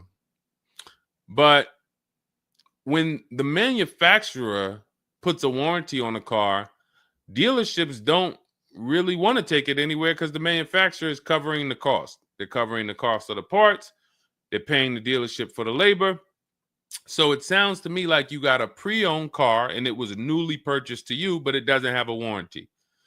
So they may have offered you some form of warranty. Maybe they put something in writing, and whenever you buy a car, you should have something in writing on the buyer's order. This is why we have a whole step in my book for paperwork and protection. That's step 6, because you need to have certain things in writing before you actually take delivery or pick up. But it sounds like they probably had an in-house warranty, like, hey, if you come back, you got 30 days or 3,000 miles, or you got 90 days, and if anything goes wrong, just come on, bring it back. And now you brought it back because you had an issue, and they're looking and saying, well, our guys can't fix the issue, or we don't want to pay our guys to fix it. We're going to pay, this guy over here, and he's going to fix it. He can do that because there's nothing in writing that says he can't do that. And she said, correct. Ask me how I know. I swear, the reason why I invite you into my world, guys, is because everything that you think is complex is totally normal for us. That's a crazy situation for you. I can tell you exactly what's going on because I've seen this situation for the last 20 years. So when you're coming into our world, it's like, wow, this guy really knows. I see why he can kind of keep me calm, because this stuff is calm for me. That's where I want you. It's like being with somebody and you're going into a scary situation, but they've been here 200 times. Oh, it's dark back there. No, nothing ever comes from back there. When we get up here, you're going to hear some sounds in the bush, but that's just little raccoons and they're harmless. They actually like, oh, okay. You start to get more comfortable because the other person has been here a lot. So there's nothing in writing that says he can't do that. But if it is in writing that he needs to fix the issue, that's really all you care about. What's really in writing is you need to fix this. How you fix it and who you get to fix it, that's your internal business. If you want to take it and outsource it to another mechanic because your mechanic can't figure it out, that's fine. Some dealers have a relationship with a dealer up the road. So if, a used car dealer might take it to a Subaru dealer if it's a Subaru, and they might, but their thing is they need to get it fixed because they're obligated. You said just purchased it, went back into the shop 2 weeks later, still did not have it back. Exactly. So they're going to try to do everything possible to get it fixed. And that may include taking it to someone who they think can fix it. Now, I assume, are your payments due? Did you start a loan? Because this is different if you have a loan and you have my car and I have a payment due in 2 weeks or 3 weeks or 1 week. And if my payment is due, then I'm going to actually wait probably 1 month. And if I don't have anything in writing of when I'm getting this car back, then I'm going to make a police report. And because now I'm getting ready to either unravel this deal. You got to give me a car. I need to, and watch this. Why the police report? It's to document what's happening. First of all, people don't like to see police pull up to their, it's leased. It's a brand new car.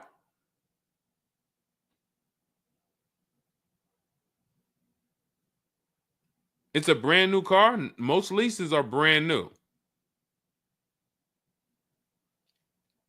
In which case, a private mechanic shouldn't be working on a brand new. No, it's used. That's another reason we don't lease used cars. That's uncommon. See, that's what I was saying. Leasing used cars is very uncommon. No competition, warranty issues. This is why it's not a mainstream thing. And this is why it's not something that I recommend. But I don't say it's not possible. Because when people say, oh, Deshone, could you lease a used car? I'm not going to say, no, you can't. But what I'm going to say is we don't. Now, you have is there a warranty in writing? Did they write something on, because now you pretty much have a payment on a car that's used. That what is the warranty? What did they put in writing that they would cover if something went wrong? They had to put something in writing because they're covering it now. Or they have to fill some form of obligation. You paid 2 payments, but what warranty did they give you? Was it a certified car? Because that would give you a year warranty from the manufacturer. But again, I don't think you have a manufacturer warranty. In fact, I almost know you don't, because they wouldn't be taking it to a private mechanic if it had a manufacturer warranty. Originally 32,000, at the end 62,000 through. Originally 32,000, at the end 60,000 through Exeter. Yes. Well, I mean, originally 32,000. I don't know what you mean by that. Is that your mileage? I need to know. Did they put something in writing saying that they were giving you a warranty?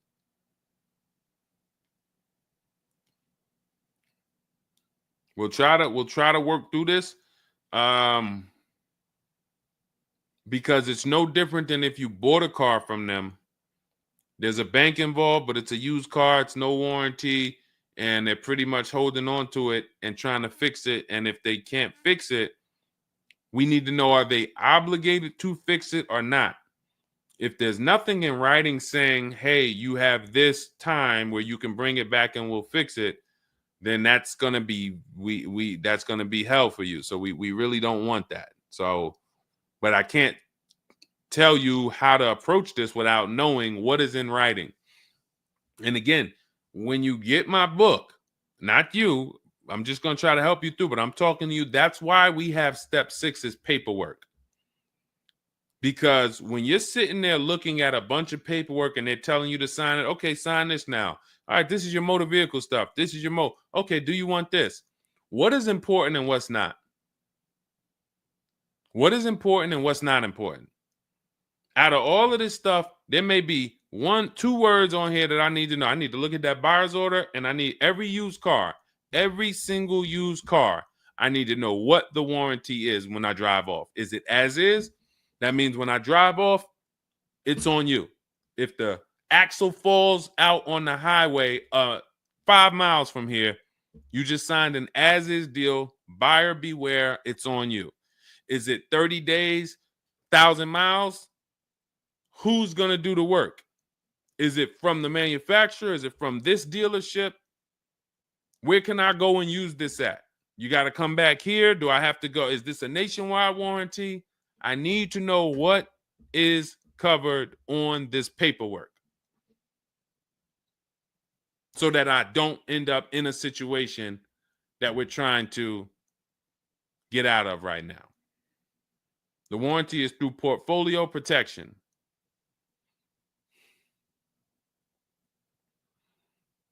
So it's a warranty. May not be a good one, but it's a warranty. So if there's a warranty, that means they're obligated to fix it. And if they're taking too long to fix it, and I have a payment, did they put you in a loaner car? Are you driving now? What are you driving now? If I bought a car with a warranty, and then it had problems, I dropped it back off to the dealership, and they had it for 2 weeks, and I have payments I'm still making on it. I just got it, and it's in the shop. I'm not going to let that car stay in the shop more than 30 days with no car. I'm in a loaner. Okay, so you got to just chill out. You got to just chill out. Hopefully the loaner is as nice as the car you got. And if the car and if that's the case, then you just chill out. It's not a mainstream program you're in. It's like a black market program. That's the best way I could describe it. These companies that lease used cars, it's a black market kind of behind. It's not a mainstream thing. That's why all of these companies are small or like very little known name companies. They could go out of business. Nobody knew. Who the heck were they? Nobody knew. portfolio such and such went out of business. I never even heard of them. Who are they? Because they operate in the black market back there. So the general manager refused to pay the $4,300 for the corrosion on an important part. Again, what's your payment on the car? I just want to, I think this is a valuable lesson. They've had my van since from June 19th. Oh, they've had the van for that long? And you've been in the loaner?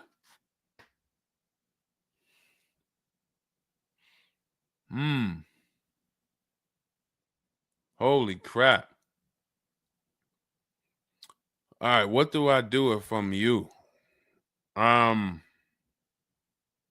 What's your payment on the car?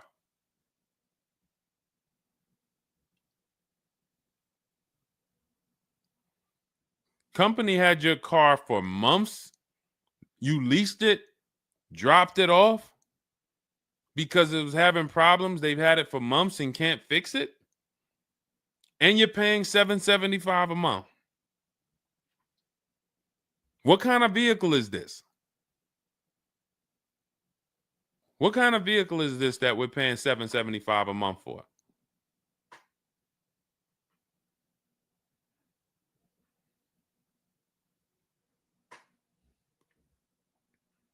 I just want to give you some time to type. I mean, I like to try to give you, I like to try to give you a like, what would I do in this situation? And then you have to realize that you can never put yourself in this situation again. Pacifica, a Chrysler Pacifica. It's just getting worse and worse. $775. Do you know what you could be driving for $775? See, the used car leases. Why the used car leases? They don't even make financial. It's not even like a huge financial win. If you'd have told me I'm driving a Chrysler Pacifica and it's $300 a month, $250 a month, then I'd said, okay, well, maybe they're giving you a stupid deal. But I could show you 5 cars for $775 a month that are $80,000 and $90,000 cars, brand new cars.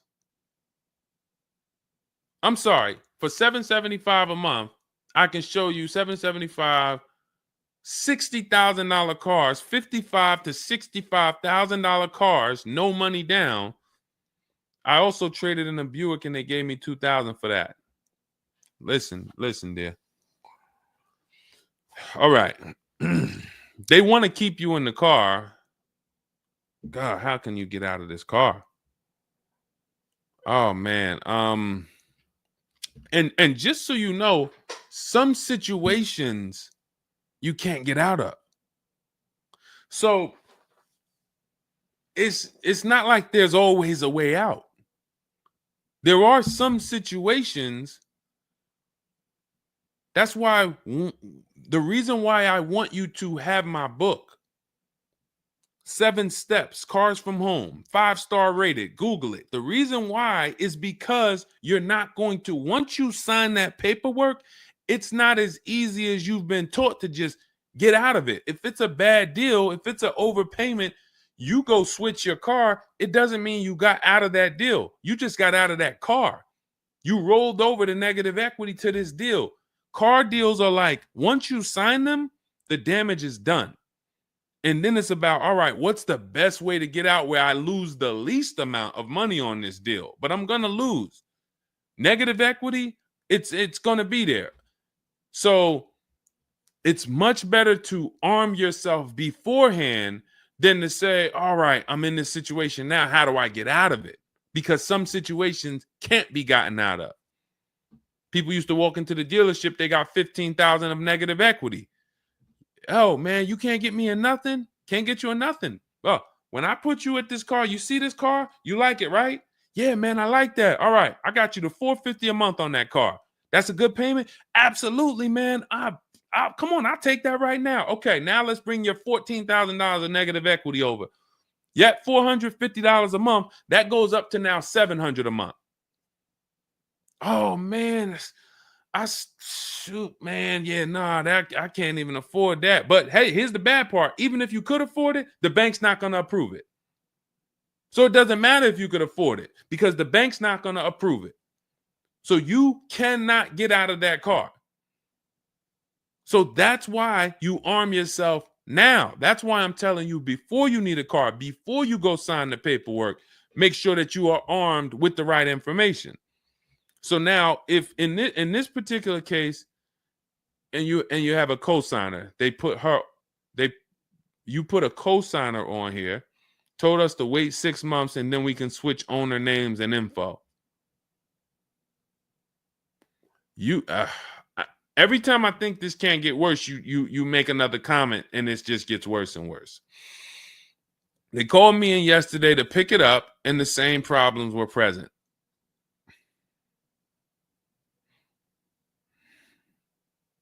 Good Lord.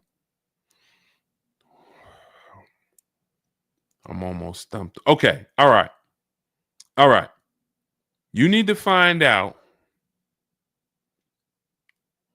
how many miles are on this car?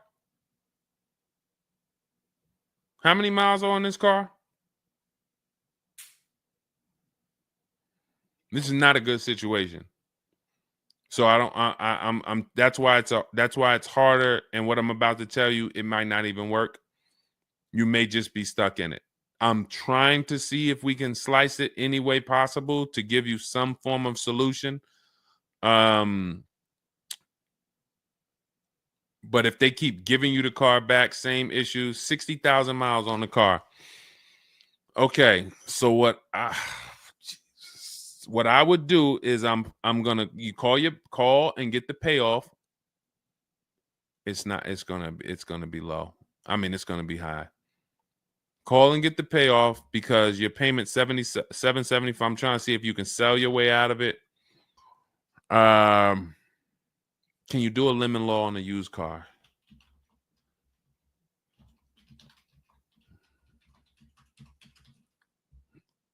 Let's see. Yes, some states have lemon laws that cover used cars, but the specifics vary by state. What state are you in? If they can't fix the same issue, but it's an aftermarket warranty.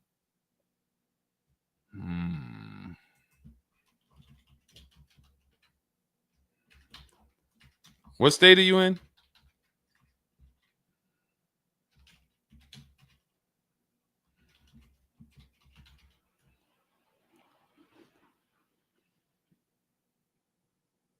Maryland.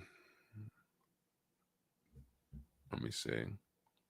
On a used car, Maryland. In Maryland, the lemon law primarily focuses on new cars or lease cars. Nope, that's not going to work.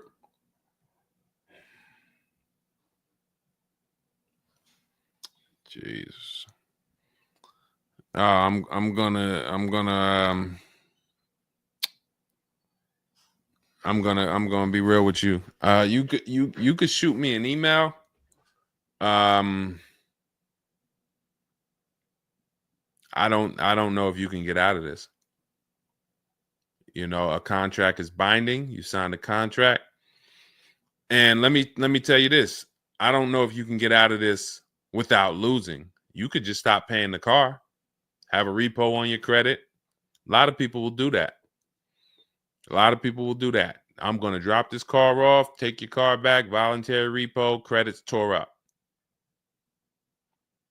Not a good solution. It's going to cripple you from moving forward with cars. It's going to make it hard for you to get your next car. And then when you get a car, it's going to make that deal is going to be bad. Geez, how long is the lease? So this is just for those of you who are just joining us. We have this young lady got she leased a used car. Don't do this. And again, I'd like you to email me. Maybe I'll think of something that will come up as a solution. But you know, I trust you're gonna learn from this. It sucks. It's a horrible situation, and it's evidence of how bad certain bad structures can be. Because and again, I know some of you who've joined me for a long time, you may be used to, well, Deshone has a solution for everything. Not everything. There's times where you are too buried, and the only thing that will heal the wounds is time. That's the only thing. The deal is done. You have to pay down the deal. And then in a year, 2 years, you might be able you might be able to make a move, but you have to suck it up, bite the bullet, and we might be able to lean on them to get the car fixed. 78 payments. How? You said you leased it. This is a loan then. This isn't a lease then. 78 payments. You're in an 80-month loan on a Chrysler Pacifica paying $775 a month. It's not a lease, that's a loan, and it's 8 years that it's 7 years. 7-year loan.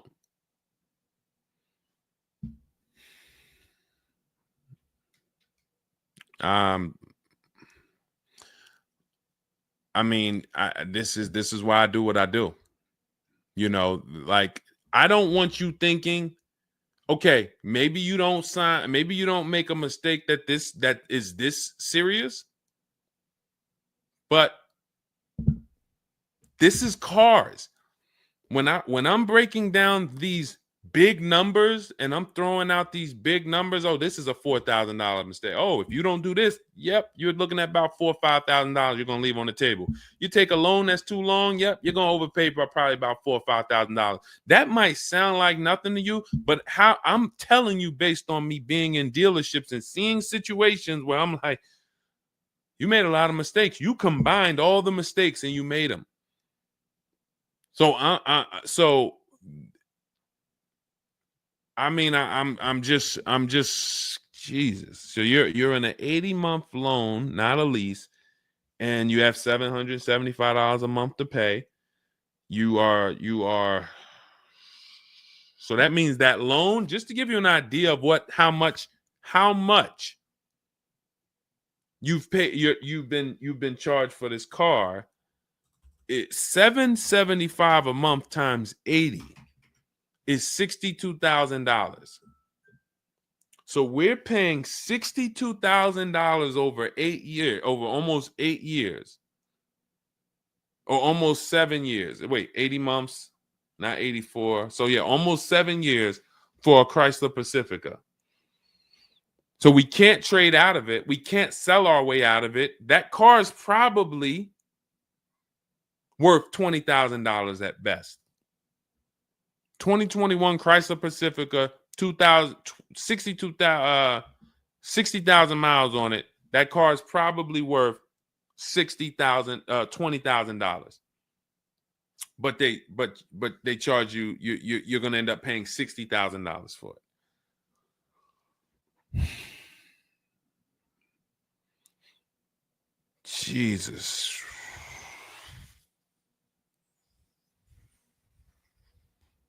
Most people will let the car go. Most people will let the car go. I don't. If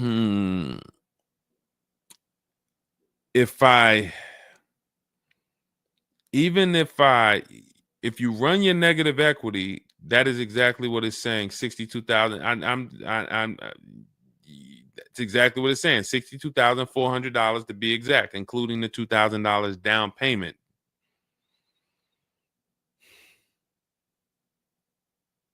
What's the name of this company that you did business with?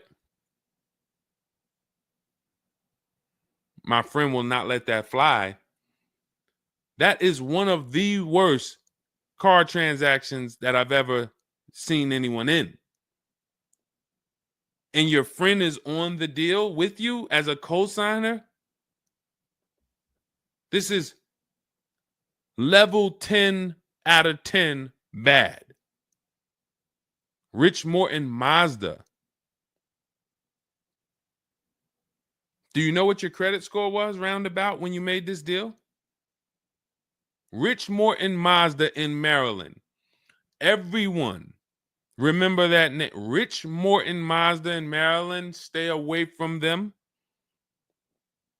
This is one of the worst deals I've ever seen. She is the main person they told me I could not sign the papers.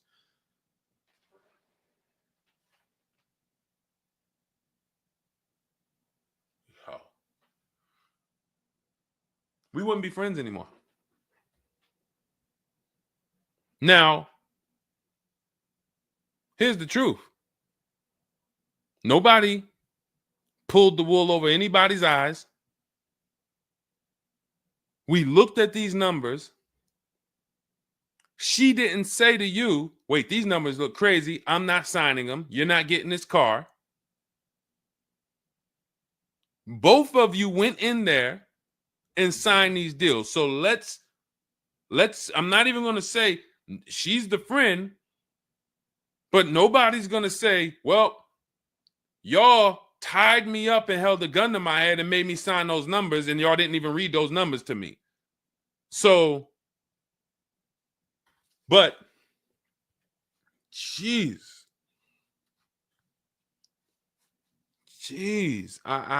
this, you're buried. You are buried in this car.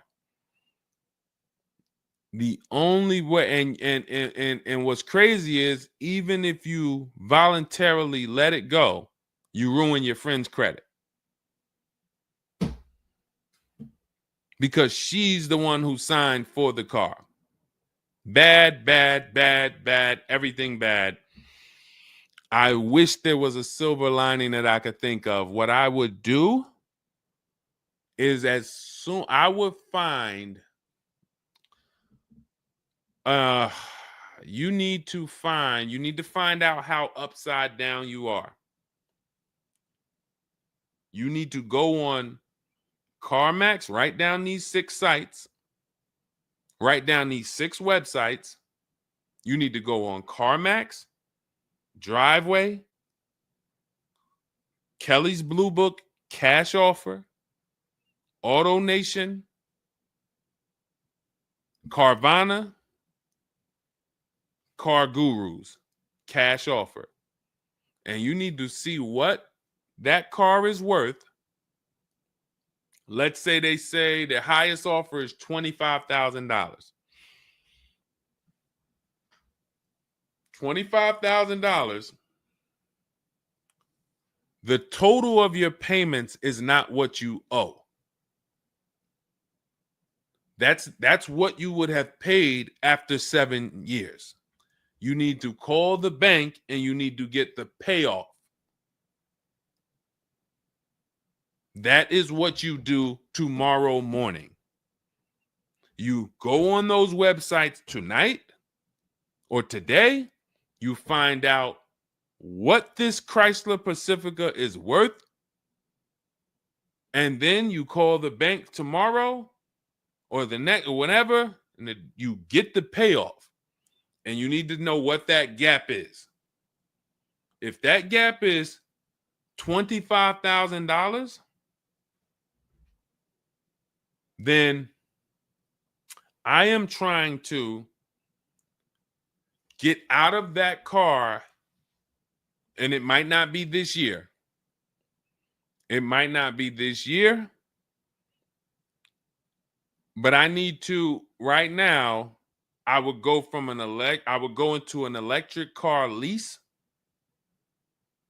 where I could get, like, there are certain electric cars, and if I was shopping them, I would choose a bunch of them that were 50. I mean, I got a couple people who've gotten Like Val, she just got her electric vehicle. Some of these electric vehicles people are saving. This is a 1.16, but even going back to Zafrina's first deal, she got an electric car and she probably got like close to 17 grand off the car. Milligan, I always use Milligan because she got one of the biggest discounts ever using what we use. It's an electric car, but she got, where's Milligan? I got to label these better, Dolan. Remind me I got to label these better because I cannot just cycle through these.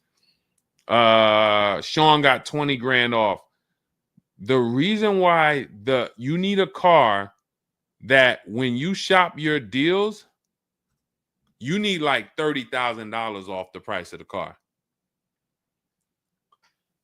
And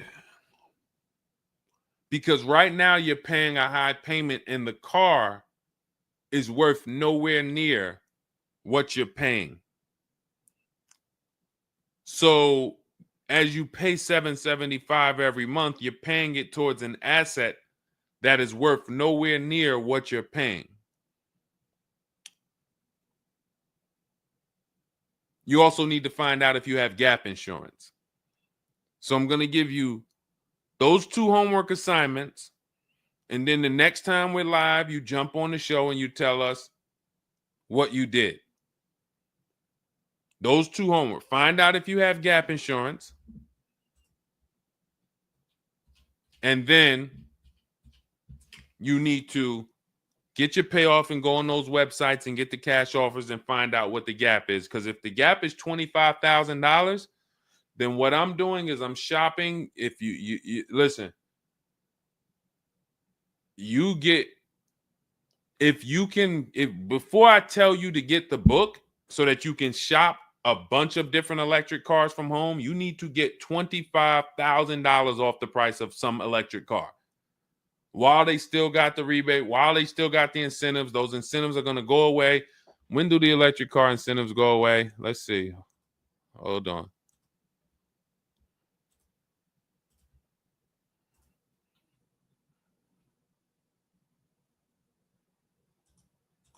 Hold on.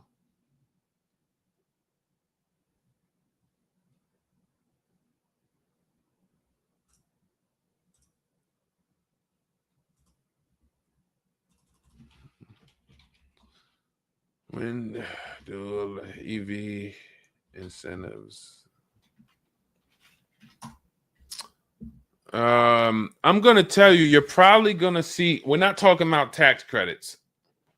You're probably going to see huge electric vehicle incentives for the extended future because they're still building them and not many people want them right now. So you need to get like $25,000 off the price of some car or more. Like I said, with Milligan, she got she got almost 27,000 off. And then you would roll that over into a new car and you would lease it. And your payment's going to be high, but you're going to be in a good car. So if you lease a car and you end up with after you knock off that $30,000, and I would be just shopping multiple electric vehicle leases using our system. Again, at this point, you're either going to listen to me or you're not. So, I mean, I'm just going to assume you are. And you would just run multiple electric cars through our 25-to-5 system and see, all right, how much could I get off that one? Oh, they're saving me 15 grand. Nah, that's not enough. All right, let me go pick this Kia SUV. All right, how much can I get off that? Oh, 17 grand. Nope, nah, that's not enough. Oh, let me pick this one. Oh, they're giving me 22 off. All right, that's better. Let me see if I switch this car over to that, how much they would give me. And you're trying to get out of that car, but you cannot bring all of that negative equity over unless you already knock down this new car by $20,000 or $25,000 because the bank is not going to approve it. So you need something that you can save that kind of money off of and then come over to a lease and then, all right, forget about lowering your payment right now. You could lower your payment right now. You need to get out of that car into a better car for the same payment or similar payment. You're not lowering your payment. Only way you're going to lower your payment is to get rid of the car, ruin your friend's credit. But once you do that exercise, let me know where the gap is. Next time you see me live, jump on. Hey, Deshone, I did it. The gap is like $22,000, or the gap is $30,000. If the gap's 30, then we got to see what we do there. But the long-term plan is I need to get out of this and I need to get into an electric vehicle that I can lease for 3 years so that I can bury all that negative equity into this car. And what it's going to be is it'll be like, all right, I'll knock 25 grand off the price. Normally my payment would be stupid low, like $250 a month, because I just knocked 25 grand off this, but I'm actually just putting the 25 grand from this Pacifica back on there. So it's still going to be around 700-800, but I'm driving a brand new car. And then once my 3-year lease is up, I can actually be done with this versus being in this for 78 more months. All right. So next time I'm live, jump on and, tell me you did the homework and we can see if we can actually, try to get you to some form or fashion of some type of end. Yeah, I'm not a fan of the electric car. Can't help you. Can't help you. I appreciate you being on here, but you should have not been a fan of this. How are we in a 2020? This is the part where we have to realize you have your friend tied to this car. And I'm telling you what you may be able to do to get her out of this situation and get out of this Chrysler Pacifica. That is a car that is worth $20,000 that you have a loan on of $55,000+. And you're like, I don't like this electric car. I'm not a fan of it. I'm telling you, there's tons of them out there. We should not even have our friend on this deal. So be a quality friend. Don't be like the people who will come into the dealership, put their friend on the credit, on the credit. Hey, can you sign for me? I had one girl that would come in and she had her mom on one car, burned her mom, and they had somebody else from the church coming in here to sign for her to get another car because she burned her mother's credit. Didn't care about nobody. Do not be that person. You have someone tied. Your friend was nice enough to be on this horrible, terrible deal with you. Now you need to do something to show her you are trying to get her out of this deal, regardless of how you feel about the car, because you should be feeling terrible about the Chrysler Pacifica that you're in that we have an 80-month loan on. She is the one who put us in this situation and we are trying to go the best route. So how are you in the deal? Does the lease go from the day you got it to the anniversary day? It goes usually 3 years. How are you in the deal? When you're saying your friend is the one that put you in the situation,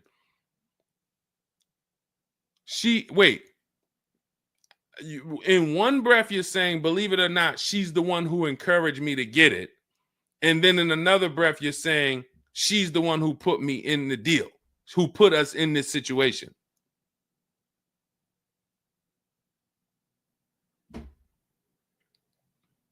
I don't care who put you in the situation. It's a horrible situation. So if you want, that is the only solution, and it may not even work. So let me just be clear. Lots of people on the show, they seem to be very interested in your story. This is a very interesting story. There's not many times I had to jump on this show and hear something where I'm like, you're probably not going to end up with another car. You're probably going to be stuck in that car for at least 3 years, paying down the balance because you owe too much on it. And maybe you can lean on them to fix it, but there's no lemon law, so it's not like you can actually put it through a lemon law. So you might just be giving it back to them to fix, giving it back to them to fix. But you're in the loaner and your friend's on the paperwork. So that tells me the car was for you. It wasn't for your friend. So your friend signed for the car knowingly, may have encouraged you to get the car. Yeah, girl, I'll do it. Listen, I want to see you win.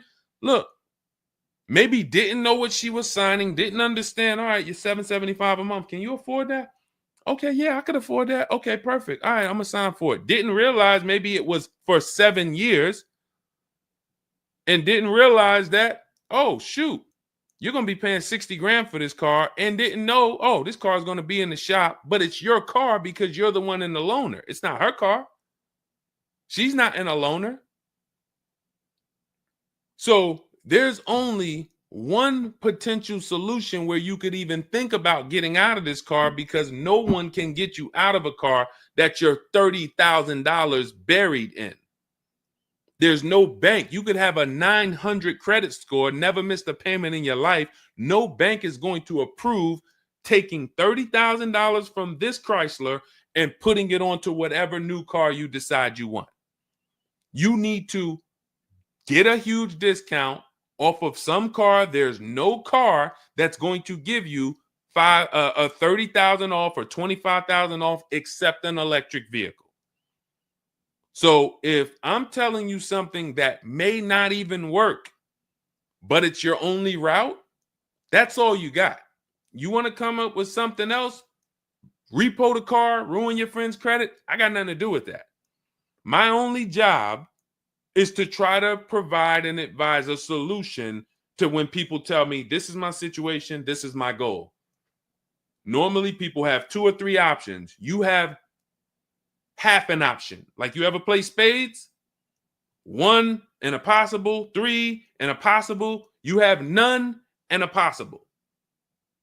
The possible might not walk. But I'm telling you, do this exercise, and then we can see if that possible will walk. If it doesn't, you got no books. You stay in the car, and that's your only option. It's a bad situation. One of the worst I've ever seen. And I'm not saying that to beat you up. I'm saying that so you realize the severity of the transaction.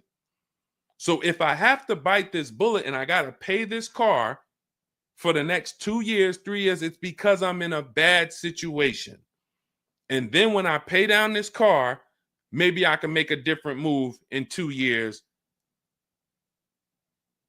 And then I'll be much wiser before I make my moves, so that I never end up in this situation again. Okay? So for everybody who joined, this was great. Again, my goal is to keep you from ever making mistakes. Every mistake you make on a car transaction costs you thousands of dollars. There is no the least expensive mistake you could make is getting gap insurance when you didn't need it. Getting gap insurance when you didn't need it, you just paid probably $400 or $500. You didn't need it. All right, you lost $400 or $500. That's the least expensive mistake you can make on a car. Everything else is thousands of dollars, $2,000 mistakes, $5,000 mistakes, and more. So you can avoid every mistake by having a step-by-step checklist. If it's in Deshone's book, I do it. If it's not in his digital book, I don't do it. So there's no way I'm going to make a mistake. That's okay, TJ girl. We'll be back tomorrow. If I'm giving you a checklist, check, do this, check, check. You're doing everything I say do. There's no room for a mistake.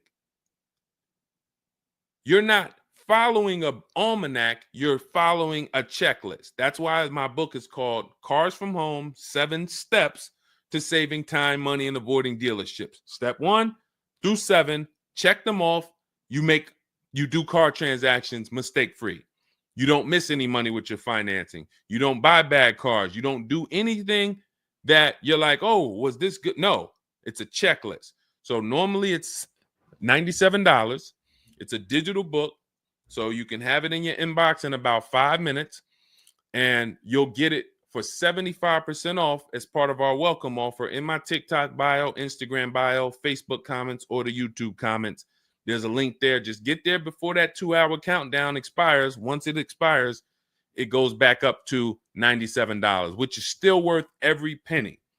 You spend $700 on a home inspection. Why do you spend $700 on a home inspection when you might not even buy the home? Inspector might come back and say to you, you know what? Hey, listen, I got the report for you. Just so you know, that roof needs replacing. Those boards, the electrical system in the back, there's a lot of stuff that's not up to code. And then in the basement, you got some water coming in through the foundation there. Listen, house needs a lot of work. Here you go, $700. You and your family might not buy that house. Do you say to yourself, man, I wasted that $700, man, we could have kept our $700? No. You say to yourself, man, I'm glad we got that home inspection, man. We would have been in trouble. So this is how we approach cars. This is how people who I show you throughout the stream approach cars when they're working with cars from home. They're like, I want to make sure that if I can spend $24 and get Deshone's book, and that is my form of a home inspection, that's me guaranteeing I don't make a bad move, then I'm going to go spend that. And if I miss the $24 price and it's $97, then I'm going to go spend that to make sure I don't go out here and make a $5,000 bad decision. That's what we hold ourselves to. Thank you, Stephen Nash. Good to see you. So go grab your copy before the countdown expires. Get it for $24 instead of $97. It's in my TikTok bio, Instagram bio, YouTube comments, or the Facebook comments. And then use that step-by-step. New cars. Everything is in there for you to shop empowered, mistake-free, for you to be the prize. You deserve to be the prize. There is nothing else that you would spend $10,000 or $50,000 on, or some of you are going to get a $100,000 car. There's nothing else that you would go in spending that money on, and you wouldn't feel like you're the prize. You wouldn't go into the mall to spend $40,000 and say, y'all better get the velvet ropes. If you went into the mall to make a $40,000 decision, you'd be, hey, close this store down. I'm about to spend $40,000. You'd be bringing champagne out. All right, close the velvet ropes. Where's the velvet ropes? Everybody stay outside. This person's about to spend $40,000.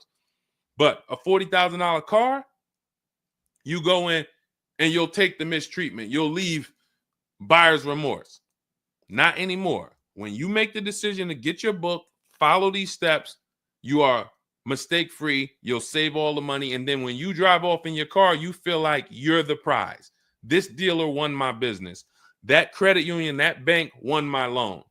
This deal, buyer, Carvana, CarMax, Driveway, they got to buy my old car because they put the best bid up. Everybody won a bid. And that's how I know I won, because everybody competed for my business. I didn't beg none of you for anything. That's how we do. So go get your book. And if you want to get started and you're like, Deshone, you know what? Is there anything I can get started for free? Because I'm just getting to know you. I don't really know you yet. Now I want to see, then go grab my free cheat sheets. Dolan will put a link in the comments for you guys. It's Deshone's cheat sheets. It's also in my TikTok bio, my Instagram bio. And you can see what we give to people who want free advice to get you started. But if you're like, no, give me the blueprint. Give me the bang, bang, step-by-step, start to finish. That's my digital book. Go get it. And carry in gifted hands. Please check back in with us. Let me know when you do that exercise how big that gap is between what the Pacifica is worth and what the cash offers will buy, what will pay for it. And then hopefully you can get to some solution. So I appreciate you sharing the story. I appreciate you being forthcoming, and certainly we'll wait to hear from you. Thank you everybody for joining us. We've been on here for almost 2.5 hours. It was a longer show, but I hope you all got a lot out of it. We talked a lot about all different things. Yeah, that's Denzel on the bookshelf. Absolutely. I got a lot of people on the bookshelf. I got Lucille Ball on the bookshelf. I got Miss Harriet Tubman on the bookshelf. Mr. Marcus Garvey. Who knows who that is?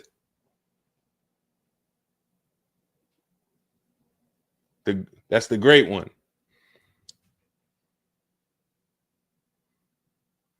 Y'all know what it is. I only have the greats around me. Alexis Chu, you don't know who that was? Who could tell Alexis who that last person was? Man, you better get up on the honeymooners. Yep, that was, yes, TJ girl. Yep, Jackie Gleason. Yep, that is right. The great one. So yeah. So yes, so it was a pleasure. We'll be back. We'll be back for another show. When you see us, jump on, get your questions answered. For those of you who have my book, I want to thank you. Shout out to I saw a couple people say they grabbed their book and they were using they were ready to use it. I would get the paperwork through email, never received it. I need your help. I bought 2 brand new cars. I was told I would get the paperwork by email, never received it. So call the dealership. Call it. You bought 2 brand new cars. You said you would get the paperwork by email. You never received it. Call the dealership and, hey, where's my paperwork? Ask for the finance manager. Where's my paperwork? That's what you do. All right. So, all right. I'll let everybody go. I'm tired. I can't even get myself together. This is, I'm gonna jump off and we'll be back. We'll be back for another show. Make sure you get your book in my TikTok bio, Instagram bio, the comments, or the Facebook comments or the YouTube comments, and I'll see y'all on another show. All right. God bless you.